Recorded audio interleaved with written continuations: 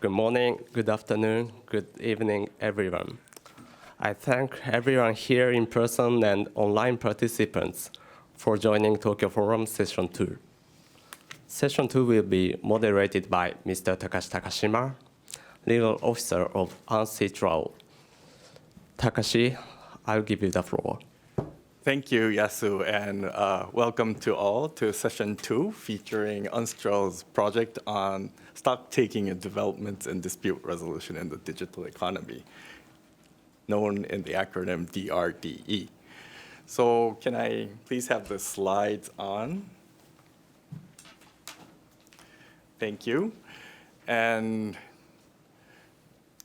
I'm actually quite tempted to go straight into the discussion because we have really lots to discuss today, but I think it's worth taking the time to have a very quick overview about the project. The project was launched in 2021. 2021 means it's been quite a while since we started this, so it's time to advance to the next stage. What the project does is to explore the impact of digital technologies and technology-enabled services on dispute resolution. And we always emphasize this, as UNCITRAL is a legislative body, we do this with a view to updating existing UNCITRAL texts or developing new ones. As this project is implemented as part of UN work, ensuring comprehensiveness is key.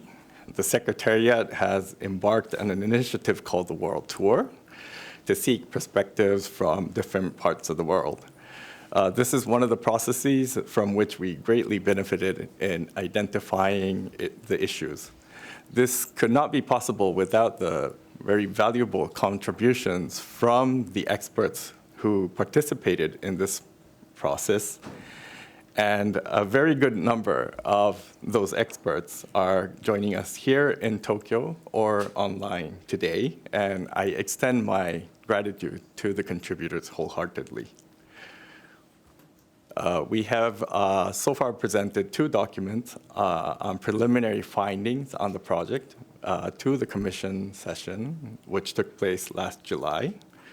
The Commission considered the preliminary findings and said to the Secretariat, I'm just really summing this up, and it's sometimes embarrassing to say that this Commission said to the Secretariat that we're doing a great job, but I will say so because it was said. Sometimes they don't. Yes, so it's not always the case. And secondly, to continue the world tour, and thirdly, to focus our efforts on the topics of electronic arbitral awards and electronic notices of arbitration. But also, we were reminded not to lose sight of the other important issues concerning digital technologies. Regarding electronic arbitral awards, the Commission went further to suggest that the Secretariat should present legislative options in putting forward that topic as part of the future work. This was in recognition of the existing obstacles to a broader acceptance of the issuance, service, and enforcement of electronic awards. So we will hear about this. Pietro will be presenting on this later on, and we have secured time to discuss among the contributors following Pietro's presentation. On electronic notices of arbitration and their delivery, I'm taking you back and forth. We just touched on the very end of the process, and now we're going to the very beginning. This is also recognized to be one of the process within the arbitral proceedings to be prevalently in paper form. So, but there have been some developments in practice to integrate electronic communications, and this will be discussed by Heidi later, and also we'll be hearing inputs from Sirsika, from Mohammed. And finally, dispute resolution on online platforms is a topic for the future. IGLIP, I just wanted to not go into the details, but to refer to the fact that IGLIP, we have this platform in collaboration with IGLIP on ODR, which is called in full, inclusive global legal innovation platform on online dispute resolution, which was established by the Department of Justice of Hong Kong in November 2020. And this was to assist UNCITRAL's work. And in a word, it is a platform with a rich group of experts, not only with expertise on ODR, but I would actually say it's more broadly on the use of technology for dispute resolution from literally from all parts of the world. There has been constant calls from the Commission to seek collaboration between the projects of DRDE and IGLIP, and this is indeed taking shape, and we will be hearing more about this from Teresa on this matter. So without further delay, I am passing on the floor to Pietro to make his presentation on electronic rewards. Over to you, Pietro. Thank you so much, Takashi. I hope you can all see my presentation. Is that correct? Great. Well, thank you so much. It's a huge pleasure and an honor to be here with you. Unfortunately, not in person, online, but I think that works very well for this topic, which is electronic arbitral awards. I will just set the scene for a discussion. I'm really curious to know what your opinion on the topic is. And I will quickly go through 3 steps with you. First of all, I will clarify what I actually mean when I talk about electronic arbitral awards or digital arbitral awards, and I will walk you through the current legal framework applicable to them. And then in the second and the third step, I will reflect on possible future work that UNCITRAL could engage in this field at the level of national law, having regard, of course, to harmonization and the model law on international commercial arbitration, and then at the level of international law.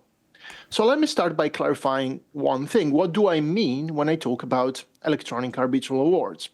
I do not mean courtesy copies. Of course, we are all familiar with PDF copies, digital copies of arbitral awards. We all use them. They're extremely helpful to read the award, to email them, to archive them, to study them, even to do quantitative study on arbitration for those of us with an academic background.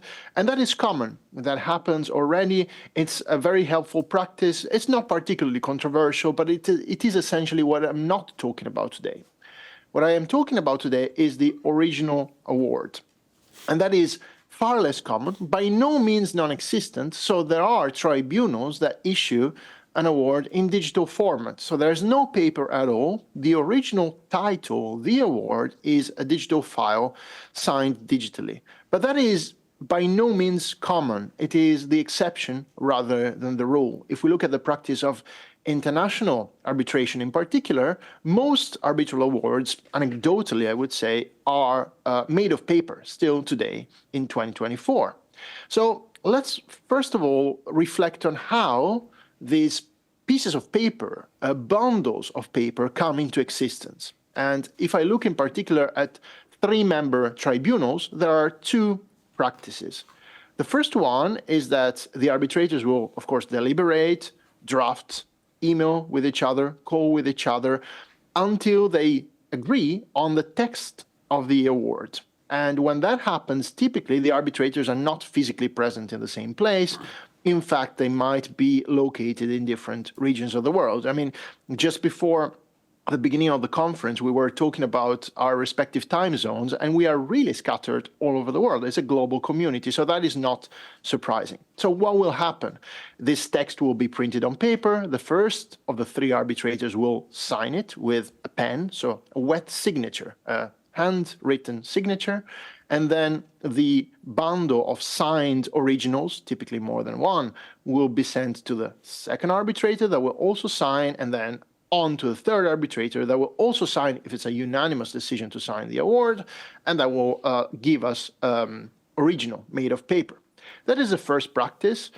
We know it is far from cutting edge from a technological point of view. It's quite archaic, and it's also subject to disruption. If we think about a pandemic, for example, we have discovered that it might take significant time before these bundles of paper make their way around the globe by way of courier or post.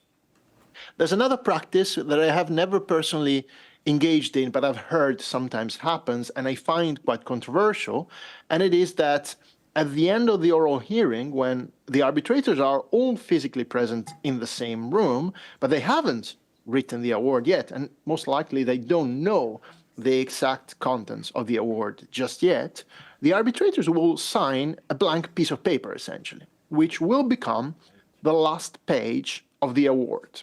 So already, sometime, even months or years before the issuance of the final award, or an award in general, the tribunal will sign the last page. And that piece of paper will then be collated with the rest of the pages once those other pages will come into existence. So that is essentially a blank check for a future arbitral award. And needless to say, I find it less than optimal. First of all, because the arbitrators sign, but they do not know the content of the award yet, and they might, in the future, decide that actually they do not want, or at least one of them does not want, to sign the award. And apart from that, it is essentially not comporting with arbitration law as we study it in the books, and for very good reasons. It's written that an award should be signed after it's been written in its entirety. So it really relies on trust between arbitrators or with an institution, with a secretary and so on. And I don't know how many users of arbitration are familiar with this practice and how many of them would be happy to know that somewhere in a briefcase in an airport lounge, there is a blank piece of paper that has already been signed. So I think the status quo is far from optimal from many points of view, without considering, of course, the elephant in the room, which is sustainability and the use of paper. So what is the legal framework that currently applies to paper awards versus electronic awards? Well, in a minority of seats, the law of the seat, the arbitration statute, expressly empowers the tribunal to render an award not on paper, but digitally. An example, but not the only example, is the Netherlands. The Dutch Code of Civil Procedure expressly empowers the tribunal to make the award in electronic form as a digital file and to sign it digitally with a qualified electronic signature, which is not defined in the Dutch arbitration statute, but it's defined in an EU regulation on digital signatures, the so-called EIDAS regulation. So in some seats, it is obvious that the tribunal has a choice between the two options.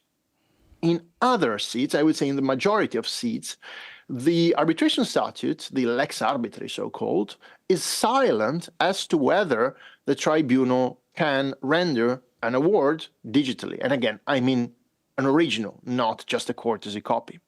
But nevertheless, I would say, even in those jurisdictions, in many cases, it is possible to render a digital original. Why? Because non-arbitration specific legislation makes that possible. There might be a general statute that essentially equates the legal status of electronic documents with the legal status of paper-based analog documents. And there might be a general statute on digital signatures that says, under certain conditions, as long as certain technical requirements are met, a digital signature has the same effect as an analog signature. So even in legal systems where the arbitration statute says nothing, we shouldn't rush to the conclusion that it's not possible to render a digital original award. So if that is often possible in theory, either because the arbitration statute says so or because general legislation of the seat says so, the big question is, why are we still clinging to paper, right? Why are the probably majority of international arbitration awards still made of paper? And that points to the elephant in the room. So we need to do a reality check of what can you do with an arbitral award without producing paper? What can the parties do? How can they use this arbitral award? Well, if we look at the uses of an arbitral award, many times, even in jurisdictions where it's clearly possible to render an award in a digital format, like in the Netherlands, if a party wants to do anything with that award, and of course they will want to do that, they will need to supply the relevant authority a paper copy of the award. Let's suppose they want to serve the award on the counterparty, or they want to file a request for setting aside. or they want to commence enforcement at the seat, or they want to use the award as a title for filing in a public registry, for example, a security rights registry or a land registry, or they want to rely on the estoppel effects of an award in court proceedings. Well, in many legal systems, you cannot do some or even any of these things without producing a paper copy, an authenticated paper copy of the digital original. And therefore, since basically it's impossible to do anything with the file without going back to paper, I think that's a good indication of why tribunals, parties, and institutions are not so eager to transition to digital awards, because essentially you cannot escape paper later on down the line, and so you might as well be on the safe side and start from paper, which is what is needed in today's reality anyway. That is as far as the seat of arbitration is concerned. Outside of the seat of arbitration, what is the current legal framework where there's a status quo, so to speak? Well, of course, I cannot cover all possible statutes and treaties concerning the enforcement of foreign awards, but I will talk about the New York Convention, of course. And Article 4, Paragraph 1 of the New York Convention contains the production requirements for an award creditor to be able to seek recognition and enforcement of an award. And when it comes to the award creditor must produce, according to Article 4, Paragraph 1, the duly authenticated original award or a duly certified copy thereof. Now, this wording clearly alludes to paper awards, and that is unsurprising because the convention was written in 1958, and of course they could not have predicted digital documents. And the distinction itself between an original and a copy is, I think, an allusion to paper, right? But what does it mean in practice? I think there's a baseline that we can all agree on, and it's kind of reassuring. That is to say, I think without a doubt, actually, contracting states may recognize and enforce a digital original without requesting a certified paper copy. If the award creditor presents an enforcement authority in a contracting state with a file instead of a piece of paper, the convention does not prevent any contracting state from accepting that file. And that is obvious, I would say, if we look at the letter of the convention, if we look at the spirit of the convention, the so-called pro-enforcement bias, if we look at Article 7, if we look at the fact that the New York Convention sets a floor, but not a ceiling for the standard of treatment of foreign arbitral awards. So, of course, the contracting states are not prevented from accepting a digital file. And that is reassuring in a way. But after having clarified this, a more delicate and debatable question arises, and it is, are the contracting states actually obliged to accept the digital file and not to request a certified paper copy of the original if the original is digital and signed digitally?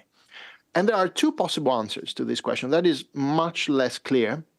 The first answer, which I find unfortunately not very convincing, is a more maximalist view, which is yes, in fact, the New York Convention is so arbitration friendly that it obliges the contracting states to accept a digital original, and they cannot ask for a paper copy of the digital original.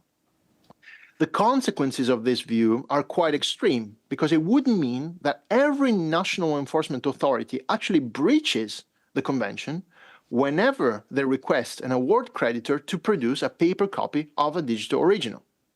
And that happens quite often, in fact, if anything, because many times there is no infrastructure in place at the enforcement authority to accept the digital file. That is not something we can take for granted all over the world. And it's quite extreme to conclude that all of those states actually are in breach of international law. So I think the more convincing view is a minimalist view that says no.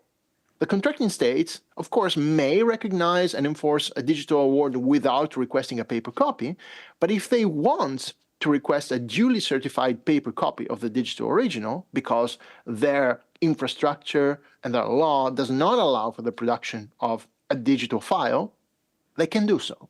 The convention allows them to do so. That's a very minimum, more traditional way of applying Article 4, but nevertheless a lawful interpretation and application of Article 4.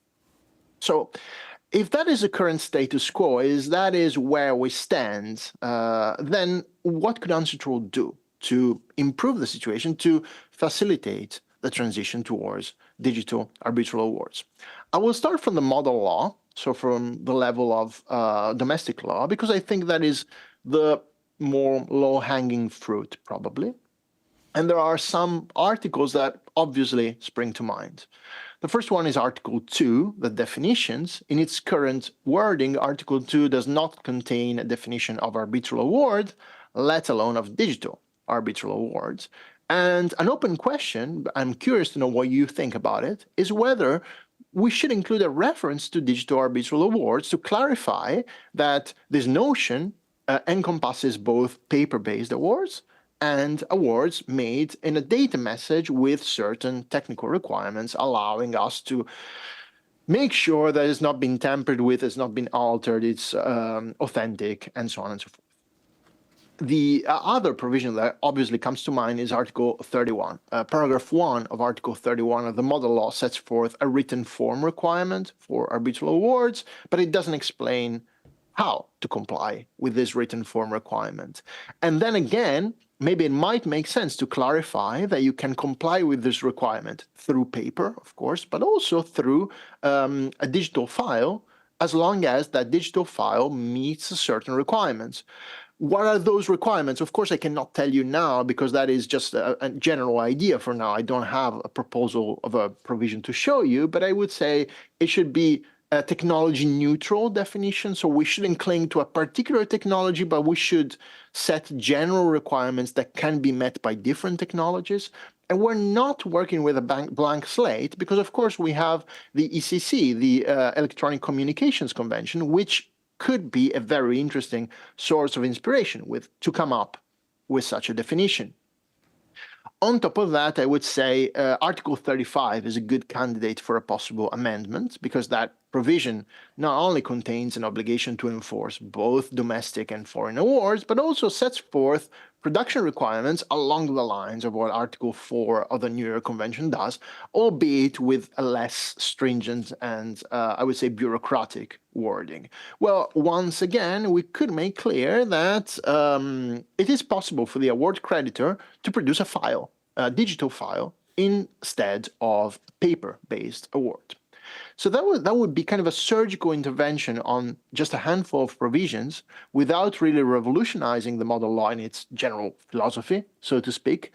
But what would the consequence be? Well, I would say it depends, and the joke goes, lawyers always answer it depends to every question. But in this case, I think it really depends. Because in some enacting states, there is already general legislation which allows a tribunal to render an award digitally and to sign it digitally according to certain technical requirements. So in those enacting states, the new model law would simply reiterate and reinforce what non-arbitration specific legislation already says and already ensures.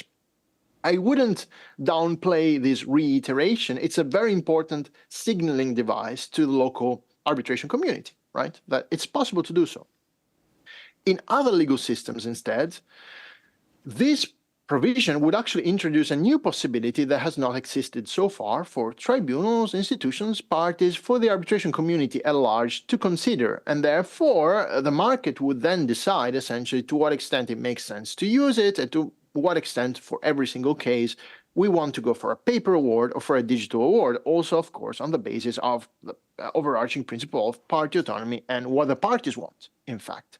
So that would be not revolutionary, to be sure, but a very helpful, in my opinion, clarification of what is possible to do when it comes to rendering an arbitral award. Let's move to international law, because that is really the hot potato to a certain extent, and I want to take some time to walk you through some ideas and then set the stage for discussion. There are different options on the table. The first one I'm not going to talk about for so long because I'm personally against it. So in fact, I don't think it's a good idea, personally. And it is to revise the New York Convention. To be honest, the New York Convention has been, since 1958, an incredible success story. And I don't think it's a good idea to tamper with it or to modify it in any way. if anything, because there is no political appetite to do that, and all discussions up until now as to a possible amendment and update of the convention have not been successful. In general, the overarching feeling in the arbitration community, I think, is that it works well, is still fit for purpose, and we should not really mess with it in any way. But it is, of course, an option to go to the New York Convention. So I just want to put it on the table, and maybe some of you will think, actually, it would be great to have a new New York Convention, so to speak. The other two options, I think, are more realistic and more interesting, but they do come with certain questions as well. Sorry. The second option would be to have a recommendation on the interpretation of Article 4 of the New York Convention, along similar lines to what some years ago was done with reference to Articles 2 and 7 of the New York Convention, with reference to agreements to arbitrate and more favorable treatment clauses. So that would be a possibility to clarify, actually, in this new digital reality, what Article 4 says. The third option on the table, and of course I'll zoom in on 2 and 3 later on, but the third option, just to list them all, is to have a new treaty, a complementing protocol added to the New York Convention, so a separate instrument that complements somehow the New York Convention and essentially relaxes the production requirements of Article 4. Before we go into the detail, I want to clarify in a more general way what the difference between 2 and 3 is, in my opinion. And the difference between 2 and 3 is essentially, apart from the legal status of these, the two instruments that is very different, but the basic distinction is a policy choice. The question, and it is an open question, and I don't want to steer you one way or another, I'm really curious to know what you think, but the policy question is whether we want to just clarify that the New York Convention does not prevent any contracting state from accepting a digital file. If that is the purpose, and arguably that is already quite clear when we look at the convention as a whole, when we look at Article 7 and so on. So if we want to just reassure the states, look, if you want to accept the digital file, you can do it. Article 4 is written in 1958, so it has this kind of traditional wording, but it does not prevent you from going ahead and accepting the digital file, then a recommendation is a good idea. However, if we want to force states to accept the digital file, I don't think you can do that with a recommendation, because that would be a new obligation under international law, and a recommendation cannot inject a new obligation in a treaty that dates back to 1958. So if we want to create a new international obligation and in fact force states to accept such production of a digital file, we should go for a protocol.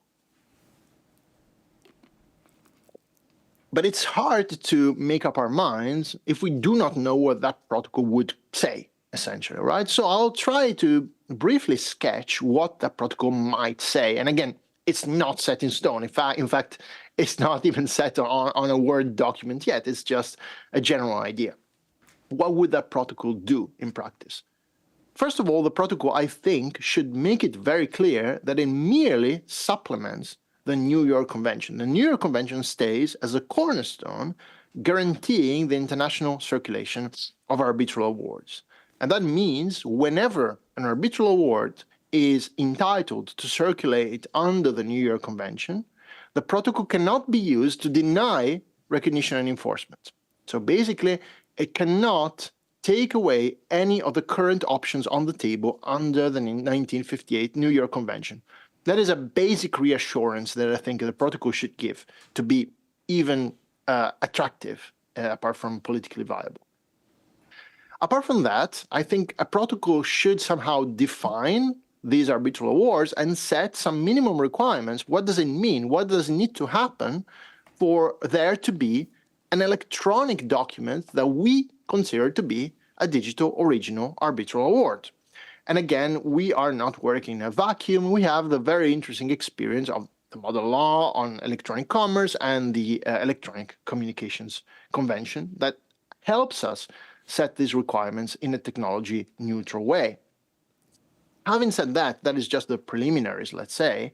the main point would be to actually relax the production requirements of Article 4, essentially obliging the contracting states to the protocol to accept the production of a digital file without the possibility of asking for an authenticated paper copy of that digital file.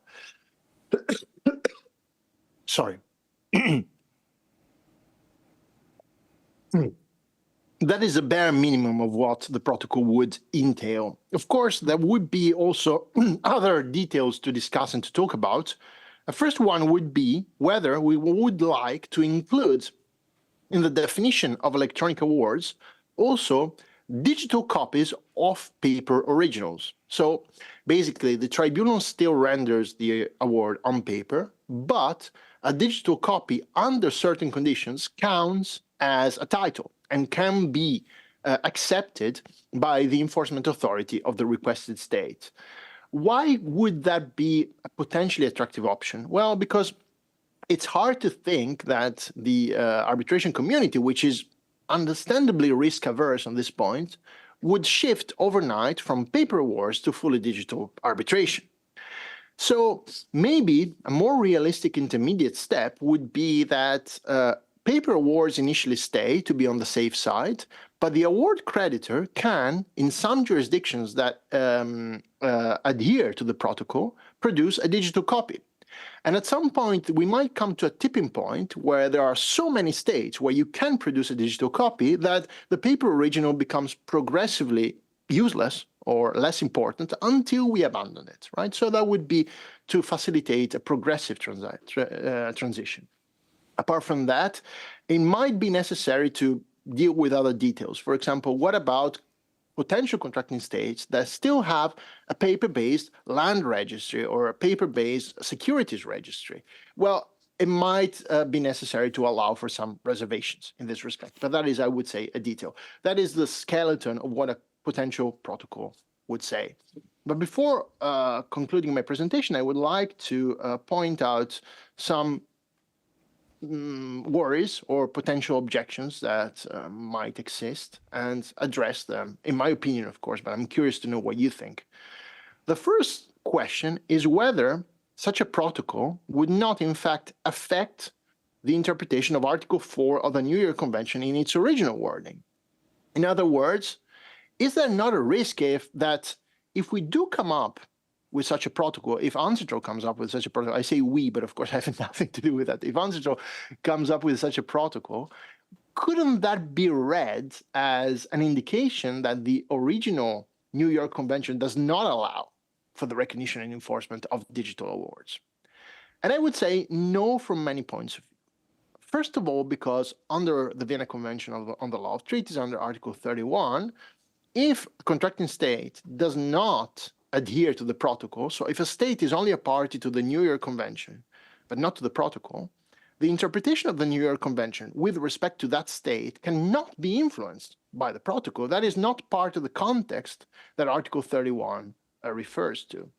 On top of that, I think it's quite clear that the New York Convention does allow for this possibility of accepting the production of a digital award. The question is, it does not probably force the states to do so. That is the only extra step that the protocol would concern itself with. And that would be, in my opinion, a very clear distinction to make, right? So some states can, of course, accept the production of a digital original. The protocol does not affect the original New York Convention in any way. It does not remove any of the options that are currently available. But for some states, that becomes actually an obligation under the protocol, right? That is the first possible objection that I can imagine.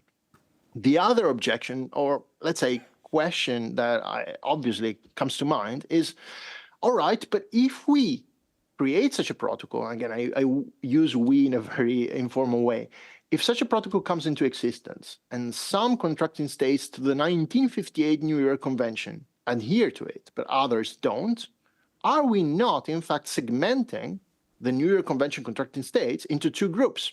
Some of them can accept digital awards, others must accept digital awards. Well, yes, we are. Obviously, we are.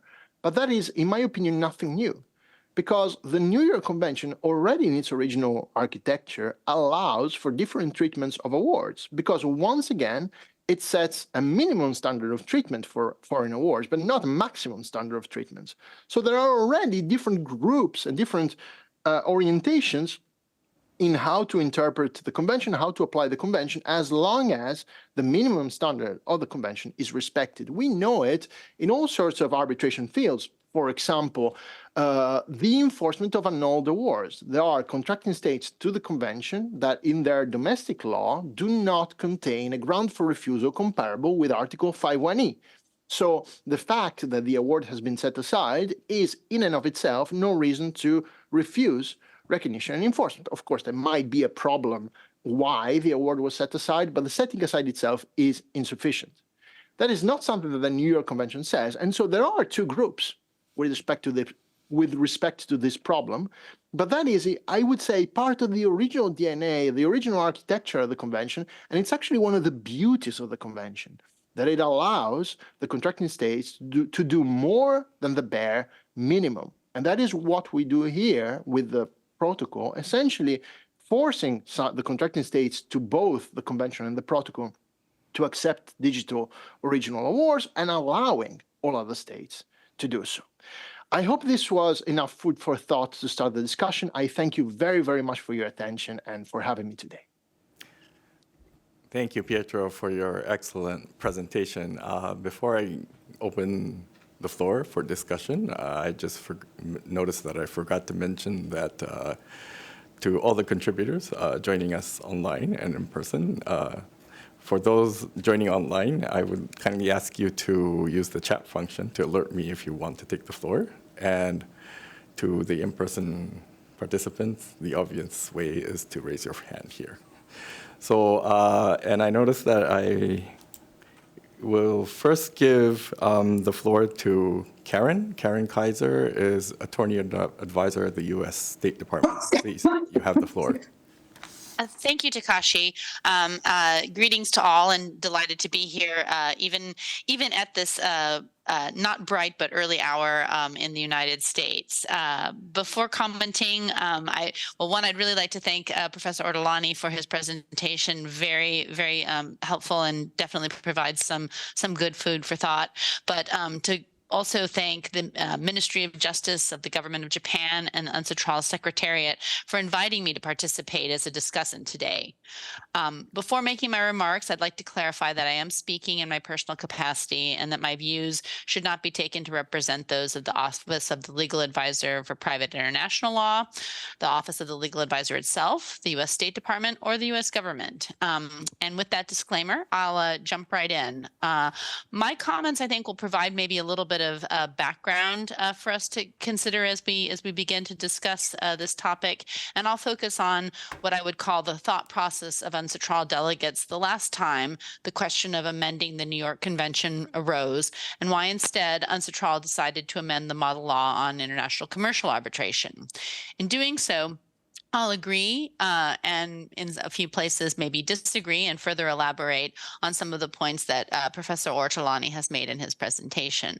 I will note at the outset that Professor Ortolani's observation that a digital original will be treated as an existing and valid arbitration award based on non-arbitration specific legislation on the legal status of electronic documents and on digital signatures is an important observation, because these laws are facilitating the enforcement of electronic awards now in certain jurisdictions, such as the United States, where electronic signatures are recognized under a general, non-arbitration specific federal law and under a state law based on the revised Uniform Arbitration Act, which has been adopted in 23 U.S. states and allows for electronic forms to be authentic.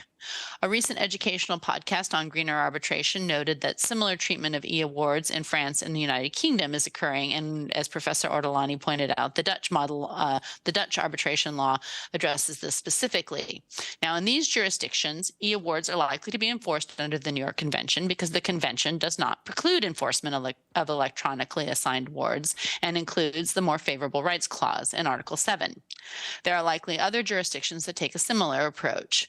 Now, this practice practice suggests that not all courts interpret the New York Convention to require paper copies of awards in order to enforce them, as Professor Ortolani said. Second, given that there appears to be divergent practice in national courts regarding the treatment of e-awards, amending the New York Convention does run a risk of suggesting that, absent the amendment, courts that are interpreting the New York Convention as not precluding enforcement of e-awards are just wrong. There is also the additional consequence of creating a two-tiered system, which was referred to in Professor Ortolani's comments, given the time, partly because of the time it takes for many states to ratify treaties, but also because there may be different policy decisions when this is posed as a treaty question, resulting in different rules applying in different jurisdictions, because some jurisdictions would be applying the amended New York Convention and others the original version. Now, Professor Ortolani suggested that this might be a feature of the New York Convention rather than a bug, but I'll note in my comments why I think that's maybe not quite the case. Now, stepping back for a minute, I would think that both of these outcomes, running the risk that we have a two-tiered system or that courts that are currently enforcing e-awards are wrong, are ones that we would want to avoid. And UNCITRAL concluded as much during the 2006 timeframe when it first considered how to address the conflicting interpretations of Article 2, Paragraph 2, regarding the form of an arbitration agreement. And in the English version, as well as in the Spanish version, the text of that article suggests that the list is illustrative. So looking at the language, it says the term agreement in writing shall include an arbitral clause in a contract or an arbitration agreement signed by the parties or contained in an exchange of letters or telegrams. So include in the in the English and Spanish versions suggests an illustrative list. In contrast, the French version, for example, the text is written so that the list is closed or exhaustive, thus creating a difference of interpretation with the English and Spanish versions. A key concern at the time was Article 2.2 was being interpreted differently, in part in light of this discrepancy. The options that UNCITRAL and Working Group 2 considered were, first, amending the New York Convention, second, amending the model law on international commercial arbitration, third, preparing legislative guidance explaining the change to the model law, and fourth, issuing an interpretation or recommendation on Article 2.2.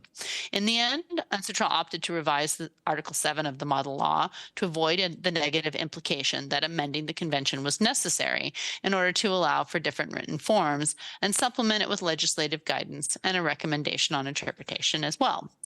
Now, for my next remarks, I am indebted to James Costello, who many of you know, a partner at King & Spalding, and a private sector advisor on the U.S. delegation to Working Group 2 for many years. So he serves as our institutional memory.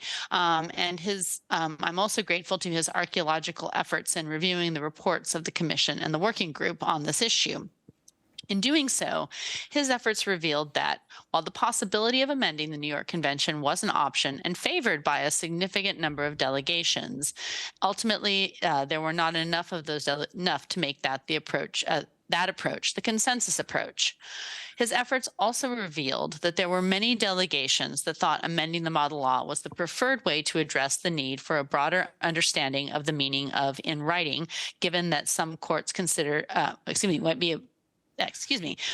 amending the model law, given that we might need to, in this case, interpret in writing as encompassing an electronic form of writing. Now, the debate in the past is instructive for considering next steps on facilitating and ensuring the enforceability of e-awards. As was the case in 2000, amending the New York Convention itself runs the risk of creating a two-tiered system, as Professor Ortolani has identified, with some countries following an amended version of the New York Convention and others following the old version of the convention. And rather than avoiding a split in interpretation, amending the New York Convention would likely further accentuate and solidify the divisions for two reasons. First, once it is made clear that the New York Convention has to be amended to support or supplemented by a protocol to support a desired interpretation of its language, this would likely have the effect of locking in the opposite interpretation of the existing New York Convention. In other words, that paper copies are the required version that for authentication. Taking as an example, note that the language of Article 4 of the New York Convention never refers to paper copies of awards. It simply says that the party seeking enforcement must give the enforcing court the duly authenticated original or a duly certified copy thereof. That language does not exclude electronic awards if original or duly certified copy can be defined in legislation to include electronic awards, as is currently the case with non-arbitration specific legislation that does just that. If, on the other hand, the New York Convention is amended to add an explicit reference to electronic awards, and I'm including an amendment, the protocol option that Professor Ortolani has flagged, that would create the impression that the original version of the New York Convention cannot be interpreted to include electronic awards, creating the same undesirable split that the amendment is seeking to avoid. So I would disagree with Professor Ortolani that this is a costless approach in that regard. Second, the division may be further exacerbated by the fact that the 80-plus signatories of the New York Convention have adopted the reciprocity reservation under Article 1.3 of the Convention. This could mean, depending on the wording of any new texts, that any state that adopts a protocol, amendment, or new version of the New York Convention authorizing enforcement of electronic awards might nonetheless refuse, on the ground of lack of reciprocity, to enforce an electronic award if it were made at a seat in a state that had not adopted such protocol, amendment, or revised treaty. This is not a desirable outcome either, and it should give us some pause in seeing the amendment option as perhaps preferable. Given the potential negative effects of revising the New York Convention, it's worth giving serious consideration to whether the same result can't be achieved with less risk by amending the model law. The result of amending the model law in 2006 seems to be that it has served as what was then called a friendly bridge to aid in the interpretation of the New York Convention. There do not seem to be many cases now where electronically formed arbitration agreements are not enforced under Article 2 of the New York Convention, even in states that have not adopted the revised 2006 model law. And I'll say a few words on the recommendation for an interpretation.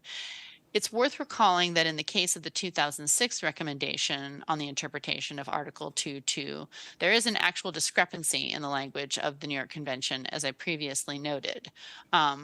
That recommendation then was seeking to clarify what was arguably ambiguous in light of the differing outcomes depending on which language version of the convention was to be used. In this case, however, there is no conflict in the treaty language, so there's no hook for interpreting that text. And although UNCITRAL is certainly the keeper of the New York Convention, as it were, it is not, in effect, a conference of the parties that can issue an authoritative interpretation under the customary international law rules of treaty interpretation as reflected in Article 31 of the Vienna Convention on the Law of Treaties. And I would say the same would apply for protocol as well. As suggested. Now, several years ago, in one of the decisions of the U.S. Supreme Court, that court made clear in GE Energy versus Autocampo that the 2006 interpretation may reinforce the outcome of the application of international treaty interpretation principles, but it is not itself authoritative. And I'll stop there, and I'm looking forward to hearing the comments of the other discussants. Thank you. Thank you, Karen, for sharing your thoughts with us. I think at the outset you mentioned about your disclaimer, and what you say should not be affiliated with the institution you belong to, and I believe that the same applies to everyone else participating in this discussion, so please feel free and safe to make your interventions. If Pietro agrees, I think I would like to take a couple more comments from speakers who have already expressed their willingness to intervene. I will then now give the floor to Andres. Please, you have the floor. Many thanks, Takashi. It's a real pleasure to participate, and I'm grateful for the invitation in this Tokyo forum. To the Minister of Justice and UNCITRAL, I really regret not to be there in Japan, hopefully next year. I will take, if I may, a little bit of a different approach in my comments, and I would like to look into what lies ahead in terms of UNCITRAL and the possible legislative work. I think that the first part of of Pietro's work, which I think is very helpful and somehow is the result of also of the stock-taking exercise, is the answer to a first question. And the first question is if there is a need to address the situation of e-awards considering the current text of the Instrument of International Commercial Arbitration, Model Law, and New York Convention. Or saying differently, if there is a need to change the status quo, right? Or some interpretation to address or change the status quo. And I think the answer is yes. And I think we all are somehow, and me at least, convinced that that the answer is yes. If we look at Article 31 of the Model Law, which speaks about in writing and cyber the arbitrators, or Article 35 would speak about original or a copy. I will add, Pietro, the translation, which is something that you didn't mention. But it's something that is relevant. In many countries, you have to translate their words because there is not the original language of the seat, and that's 4.2, which I think should be included in the analysis. I assume that if you have digital awards, you can have digital translation of the award, but still it's something that to be addressed because there is a requirement, a formal requirement that is somehow strict in terms of when it's an authenticated translation or when the translation can be, and it's quite an old, an old requirement that luckily is not in the model law that is more liberal in terms of the requirement for translation and the authentication. And then it comes the enforcement of foreign awards. And when it comes to enforcement and the New York Convention, I think Karen is right, and I would like to also to emphasize that the language of if you look at the travaux of the New York Convention, the language on Article 4.1 was deliberately left open in order to give flexibility, in particular to the courts that would enforce would enforce. That's where the word duly is used, because it's tried to reflect that it will have to be the local courts that will have to determine what is duly. Actually, there is no reference to the governing law, nor there was the competent authority for the certification and authentication. And that takes me to the main idea of the travaux that I think we have to bear in mind is that you have to be sure that the award is authentic and that the signature correspond to the people that sign. That's what really certification and identification means. So that's, I think, if that's the purpose of of Article 4, and that's what Article 4 is trying to achieve, I think there is room there to accommodate, at least, accommodate Article 4.1 to a digital award. I already mentioned the issue of the governing law. It's important that the governing law was also not was deliberately left open. There is different interpretation which one is the governing law, but at the end it's on the court that will enforce the award. And the other thing that is I think important is to mention that there is very little case law on Article 4.1, probably because there has been very little problems with Article 4.1. Has been generally an article that has not created many issues in the application. That is something that is also important, I think, to bear in mind. And I want to mention two other provisions of the New York Convention, Pietro, that I think the analysis has to take into account. One is Article 3. Article 3 of the New York Convention has a provision that says that the conditions on the procedural conditions on foreign awards cannot be more onerous than on domestic awards. So that means that you have a domestic legislation for domestic award that is digital, you will have to also apply that to the convention by Article 3 without the need of course, amending or a protocol. And the other, which I think you mentioned by passing, and I think is very important, is Article 7.1.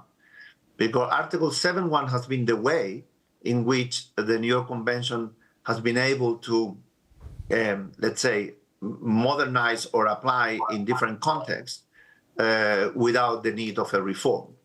The most favored provision, allow you that either through local legislation or treaties, you can raise, you can have a more liberal or more favorable approach. I have to say that there are two interpretations of Article 7.1, and that's something to bear in mind. One, it says that you cannot cherry pick, and that could be a problem. And the other, which I'm in favor, it says that you can cherry pick, because at the end, what it matters is that it will be more favorable. So it could be on Article 2, or could be an Article 4.1 or an Article 4.2. The second question is, what's the best legislative instrument to address this need? And there you already mentioned, I think quite correctly, that one way is the model law. The model law will have an impact on the New York Convention through Article 7. So that's something that I think will have, in my view, a direct effect on the need. And the ways in which you can address the model law is through interpretation. If you look at Article 31, it's quite open. Says in writing, doesn't say anything, and signed, but doesn't say anything else. Or can be amended, right, in order to try to regulate more in more detail what means a digital award, in order to be sure that it will be safe. And you have to address what is the governing law, what will determine what is the digital signature, is the law of the seat or is the law, etc. The other is the New York Convention, which is, you already mentioned, and I will repeat, is one is a recommendation of interpretation, and the other is the protocol. I agree that not a reform. One thing that I want to say is that I understand from your comment that you are not suggesting an amendment, you are suggesting a protocol, and therefore a protocol will go, or will, let's say, will change the New York Convention through Article 7, as I understand your proposal, because it will be a more favorable treaty. And therefore you can, what I'm saying is it will not be an amended, either indirect, it would be a new treaty, and a new treaty through Article 7 can obviously have an impact on the New York Convention. Having said that, and not to exceed my time, the last comment that I want to make is, and you make a point about policy choices, which I think is very interesting. My approach is that at this moment, and looking at UNCITRAL work, we don't need to make a policy choice. What we need to understand is how these different alternatives can have the desirable result.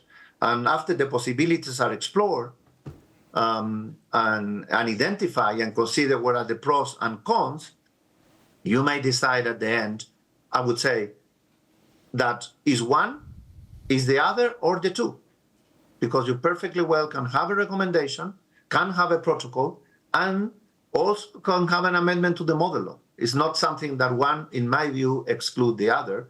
And that's why, in my view, this is something that has to be explored, all of them together, because at the end, what it matters is content, and then you can have the policy decision how this content is better achieved.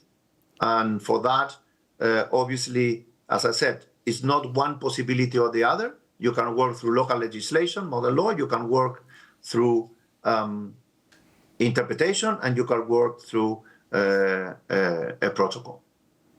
And I will stop there. Thank you. Thank you, Andres. You didn't mention this at the very beginning, but you're joining us very early or very late in the night. So thank you. And it was very late, and it's getting very early, so that's complicated. But anyway. All right. Anyway, thank you so much, always. Next, I have Itai. You have the floor, Itai.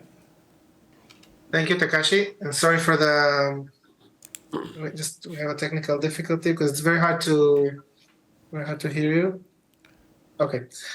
Thank you very much. And I also like to join others in thanks for Thank you to the organizers for inviting me to participate. Also, of course, to UNCITRAL and Takashi and to the Ministry of Justice of Japan.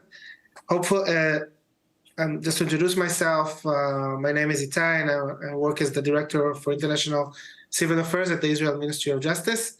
Hopefully, my views do represent the views of the Israeli Ministry of Justice, but who knows, everything can change.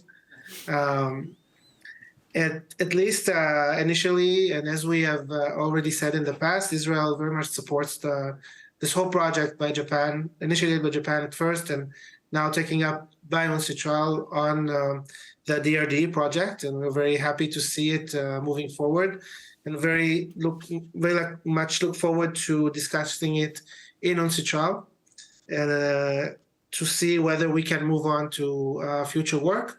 And definitely for us, we would support moving now at this stage after the great and very interesting world tour by Takashi and by the Secretariat to move to the next phase of actual work. And in that sense, we think that the project on digital awards is very important. Just to, as we usually do, to share a bit of our experience, we have some very complicated arbitrations, and in one case, at least, it took us probably represents the experience of many Israeli parties. It took us, I think, 6 months to get the award signed because we had different arbitrators in different places, as was very eloquently put by Professor Ortolani. We had the arbitrator in one country, another arbitrator in a different country, and the secretary of the arbitration tribunal in a totally different country, and then the chair of the arbitral tribunal in another country, and all of them had to sign the award, and it took us a long time and cost money, and which really probably isn't necessary in 2024. So we definitely think that there is a need. There is also an openness. We know that we see progress on the use of digital signature, other than we definitely see a lot of progress. Other than the electronic awards, we also see a growing recognition cross-border in digital signatures. We have the UNCITRAL work on this, and also the digital apostilles, which Israel is also now promoting. So we do see a growing recognition of the worthiness of a digital signature, or recognizing digitally signed documents. As for how to move forward, we definitely agree with Andres on this, that there's really no need for us at this stage, at least for UNCITRAL, to move forward with a decision on the format. As we always do in UNCITRAL, as our practice is to first decide on the issue, on the goal, and only then to decide on the format. Initially, our position is that we do see a point in not amending the New York Convention, and here we can join Karen on this, although like Andres, we're not really concerned about exploring it. I think we should look into it. We should look into what was intended in El Chavo in 1958 or 1957, and also to consider whether it's a possibility and to see the different views in the room. Unlike maybe in other jurisdictions or in the US, in the case of Israel, it's very easy, relatively easy, to ratify an amendment. Take us much more easier than to amend the legislation. But again, we have to consider others as well, and if it creates a problem for others to amend the convention, we would probably not push for that. As for an amendment to the model law, it is the low-hanging fruit. We're not sure it's that useful. We have no objection of doing it, but the problem there is that unlike in 2006, we now have 120 jurisdictions. I think in 2006 we had around 80. So now this would mean that all these jurisdictions would need to amend their laws that they enacted.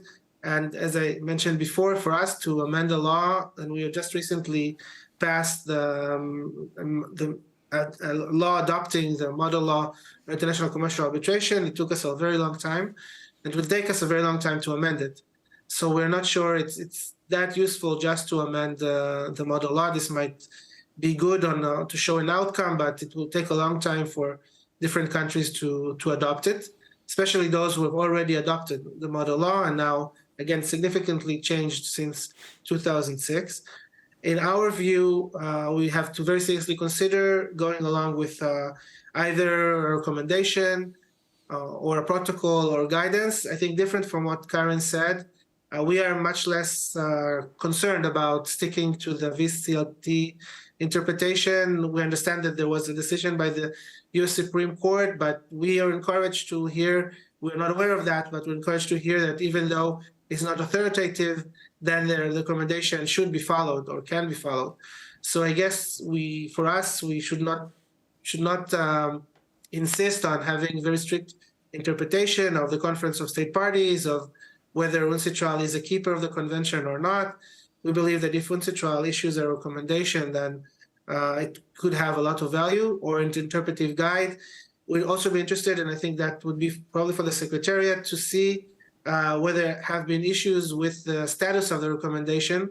And we see one case from the US, but happy to know what was in other places, and if the recommendation on the signing of the arbitral award, on the arbitral agreement was useful, then this could be also a good thing to do. Other than that, we can consider interpretive guidance. I guess what we need to do is to find something that will give a response or address the concern that we have, and we agree with Andres, and also I think with Professor Ortolani that there is a need, and to wait for countries to amend their laws according to the model law. We're not sure that it's such a good idea, and I think we can find ways to say that despite that the fact that we are changing something now, that we're clarifying something now, whether through protocol, whether through recommendation, interpretive guide, does not mean that currently it's impossible to enforce electronic awards, and we can find ways to address it. I guess what we'll have to find is a way to balance the different considerations, to look at like I think what Andres said, to look at the pros and cons of this. And I think here we understand what Andres is saying, that it needs to be the same way that electronic awards are enforced, but we also have to bear in mind that we are trying to do something that's innovative. At least in Israel, electronic judgments in themselves are not issued, but I mean they are issued maybe, but it's difficult to enforce them. But we can see our arbitral awards as something or international arbitral awards as something that's a move forward, and it's innovative, and it takes us a step closer. And it could always be the case where, at least in Israel, even if you get the digital award from abroad, then when you come to court, you'll get a paper award, so you can use that later in order to enforce, picking up on what Professor Ortolani said about reservations and registries. So when it will be transformed not into a award, into a judgment, then this might resolve the problem of having to reserve whatever UNCITRAL does. So finally, we do think it's a very good project. We very much hope that there will be a proposal for future work on this in the upcoming UNCITRAL Commission, and that the Commission would decide to go along with this project without prejudicing the format that it would take. We think the mandate should be as general as possible, and so that we can explore things. We might reach a conclusion in the first meeting that amending the convention is not the way to go, and that's fine with us. But we do think we should keep the options open. So thank you very much. Thank you, Tai, for your views. And I have next on my list, Lars. I'm giving you the floor, please. Thank you for giving me the floor. And I'm very pleased to take part in the world tour. Actually, there's currently somebody much less famous than UNCITRAL doing another world tour. Her name is Taylor Swift, but forget about her. And since I followed the UNCITRAL world tour to Paris and to Tokyo before, I think I can consider myself a DRDE groupie. So I'm very happy to be here again at this next concert. I want to provide a quick overview of Germany, because since Professor Ortolani mentioned the Dutch, and as a German, I cannot have it that only the Dutch are mentioned without the Germans. That's an old soccer rivalry. I want to talk to you about proposed revisions of the German arbitration law, and that maybe gives some interesting ideas. So what is planned by a proposal issued on 1st of February 2024, pretty recent, and there's a renewal of the German arbitration law, that there will be a provision that says awards in domestic arbitration can be issued in electronic form. A bit contrary to the Dutch provision, it says also unless a party objects. So that's the slight difference.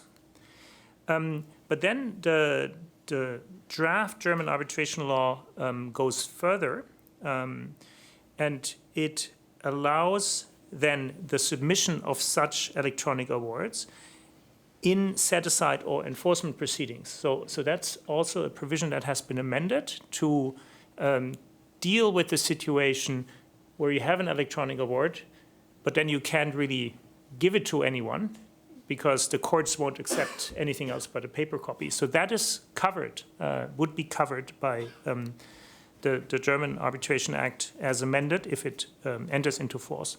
And interestingly, there's a provision that says this would also apply to foreign arbitral awards. And so, since we've just talked about the most favored nation treatment under Article 7 of the New York Convention, that would be an interesting way to even take foreign arbitral awards and put them before German courts for enforcement proceedings. Germany doesn't have a reservation, so that would work. Now, and then another issue that Professor Ortolani mentioned is then, well, how do I give it to the court bailiff? And because then suddenly I need to have paper again. In Germany, once an award is declared and recognized and enforced, what is given to the court bailiff is that decision by the German court, which will be issued in paper. So actually you would have kind of a seamless way to have the award come to the courts, recognized, and then basically the paper decision by the German court could be handed to the bailiff for enforcement. So an interesting way. Now, that's the theory. Of course, there will be a form requirement. So we come back to the signature provision, and that's the same as under that's the Dutch sabotaging my speech. Well, so similar to the Dutch provision, the German Arbitration Act, as then amended, would require a qualified electronic signature, again referring to the European Union's EIDAS regulation. So that's kind of the same thing. But the good thing is, at least for Europe, you would already have something that regulates electronic signature, so it wouldn't be just a national solution. The problem is that the requirements for that electronic signature are quite high. So it's very strictly regulated, requires a digital certificate issued by a number of authorized vendors, and of course you need to meet that unified standard in the EU. I've read an article dealing with electronic signatures for arbitral awards that compared the European Union standard to that prevalent in the US. We heard from Ms. Kaiser that the US has something similar. And at least that author proposed that maybe the EU standard is higher. So if you had a electronic signature from the US and you try to bring that to the EU, it might not necessarily be recognized as equivalent. But I have to say, I'm not an expert myself, but just wanted to mention that. So there is still a bit of an issue with that. Now, I think as Professor Ortolani has said and also written, I think when we talk about electronic awards, yes, we can tackle the problem that there's different arbitrators in different countries and they need to sign an award. I think that we can all solve. I think the issue always is if we then go further. So do we need to provide service in a certain form? Because that's not regulated by any arbitration laws. That's regulated by other national laws. So I think that has been mentioned. And so we really need to give thought to this, whether we can either solve it by something we regulate or at least incentivize states to tackle that as well. So now let's talk about the question when theory meets reality. I think, so this is the first issue that theoretically that's fine, but we need to make sure somehow that later on, I think Professor Ottolani said, yeah, if we have a registry where we need to have a paper copy, then we kind of suddenly are back to paper copies. But also maybe we need to talk about arbitrators and how well equipped and how willing they are to dabble into electronic signatures, where you might need to get a certificate, or you might need a signature card or a little box to do that. My solution, yeah, all that. My solution is always use young arbitrators that are willing to tackle that. But even I have to say, sometimes I have to call my young associate because I don't understand technical issues. So I think there will be a lot of educational work necessary by UNCITRAL as well. So just to finish, also going into this debate of what should we do, I've heard maybe that's not the immediate problem of how we should tackle the issue. But generally, I would say to UNCITRAL, and I can say that as a practitioner, I can voice my wishes. I don't think anybody will listen to me personally, but be ambitious, but don't be so ambitious that in the end you produce a paper tiger. So I think that's really the approach. And so in some sense, I think amendment of the New York Convention might be a bit over-ambitious. We're opening a Pandora's box because there's many things we need to actually amend in the New York Convention beyond electronic awards. So as a practitioner, I feel like it's maybe better to stay away from it. Model law revision, I have the same issue as Itai just mentioned, that it'll take a long time to be actually implemented in the 120 model law states. Just thinking of poor Israel, poor Germany, poor Japan, that are all just now have revised their arbitration acts, and now they have to go at it again. So I would suspect maybe that takes then another 15 years before the next turn goes.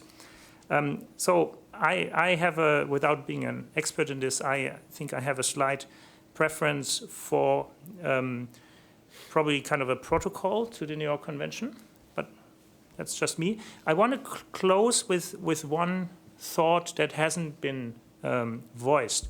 And even though that's not an immediate concern for UNCITRAL, I think you need to bring in arbitral institutions. And you need to incentivize arbitral institutions to work with you.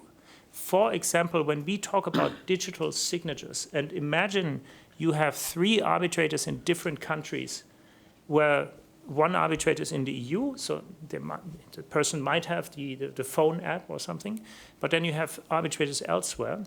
Maybe the institutions can provide help and services with a digital signature that then meets the requirement that whatever UNCITRAL comes up with. So I think if we spread it a bit more among the stakeholders, the efforts, I think I'm even more optimistic that this would work. Thank you very much. Thank you so much, Larsa. And it's,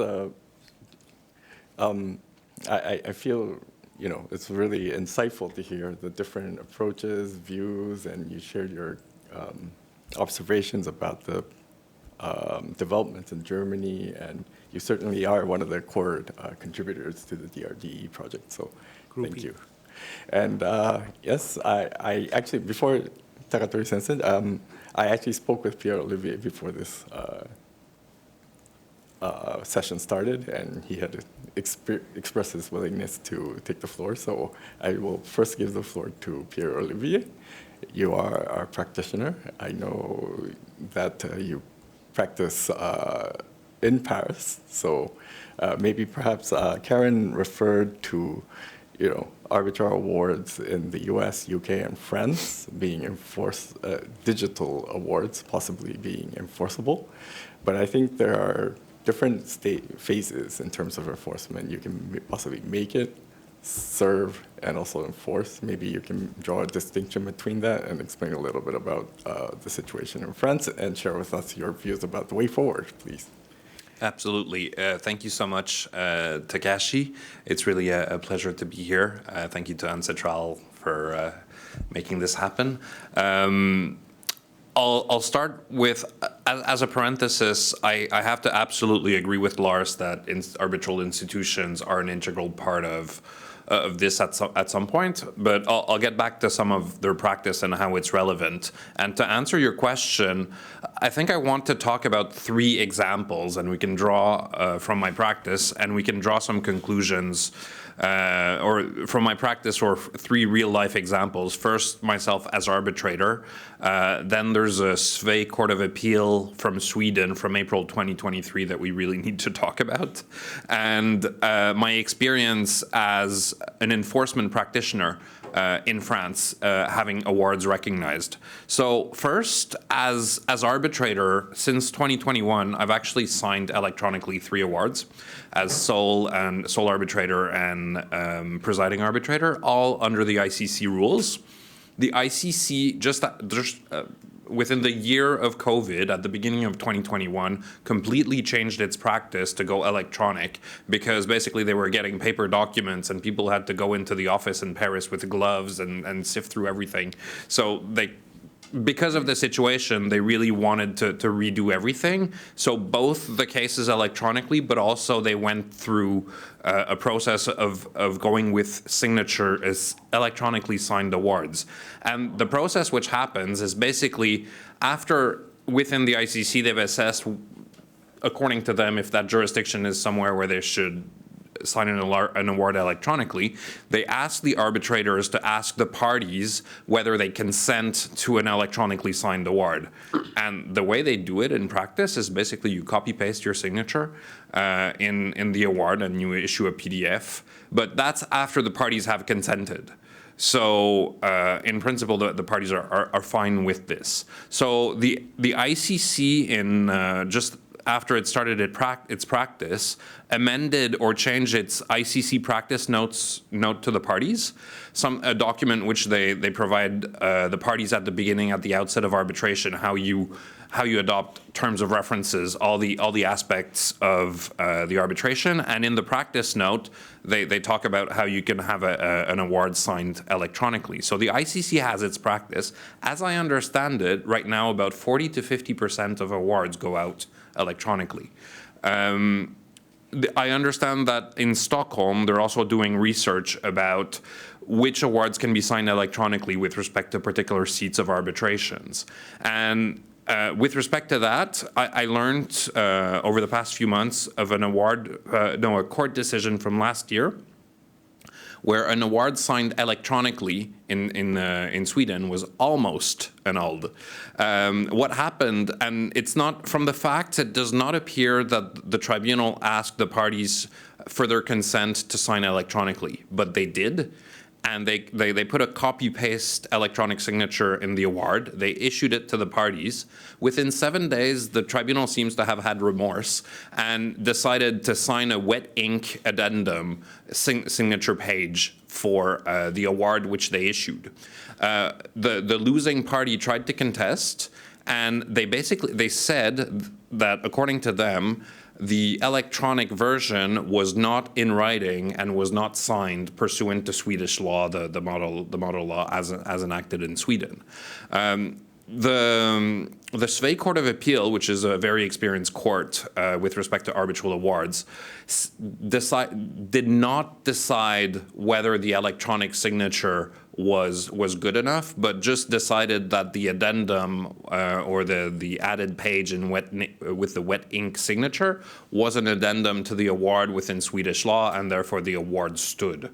So, but there was a serious issue before Swedish courts on this issue, which goes back to the EU regulation of what is a proper electronic signature. For example, in France, you have 3 levels, and the highest level would be something that is original and something you can authenticate. But then you have lower levels, which can still prove everything, but the presumption can be more easily rebuttable.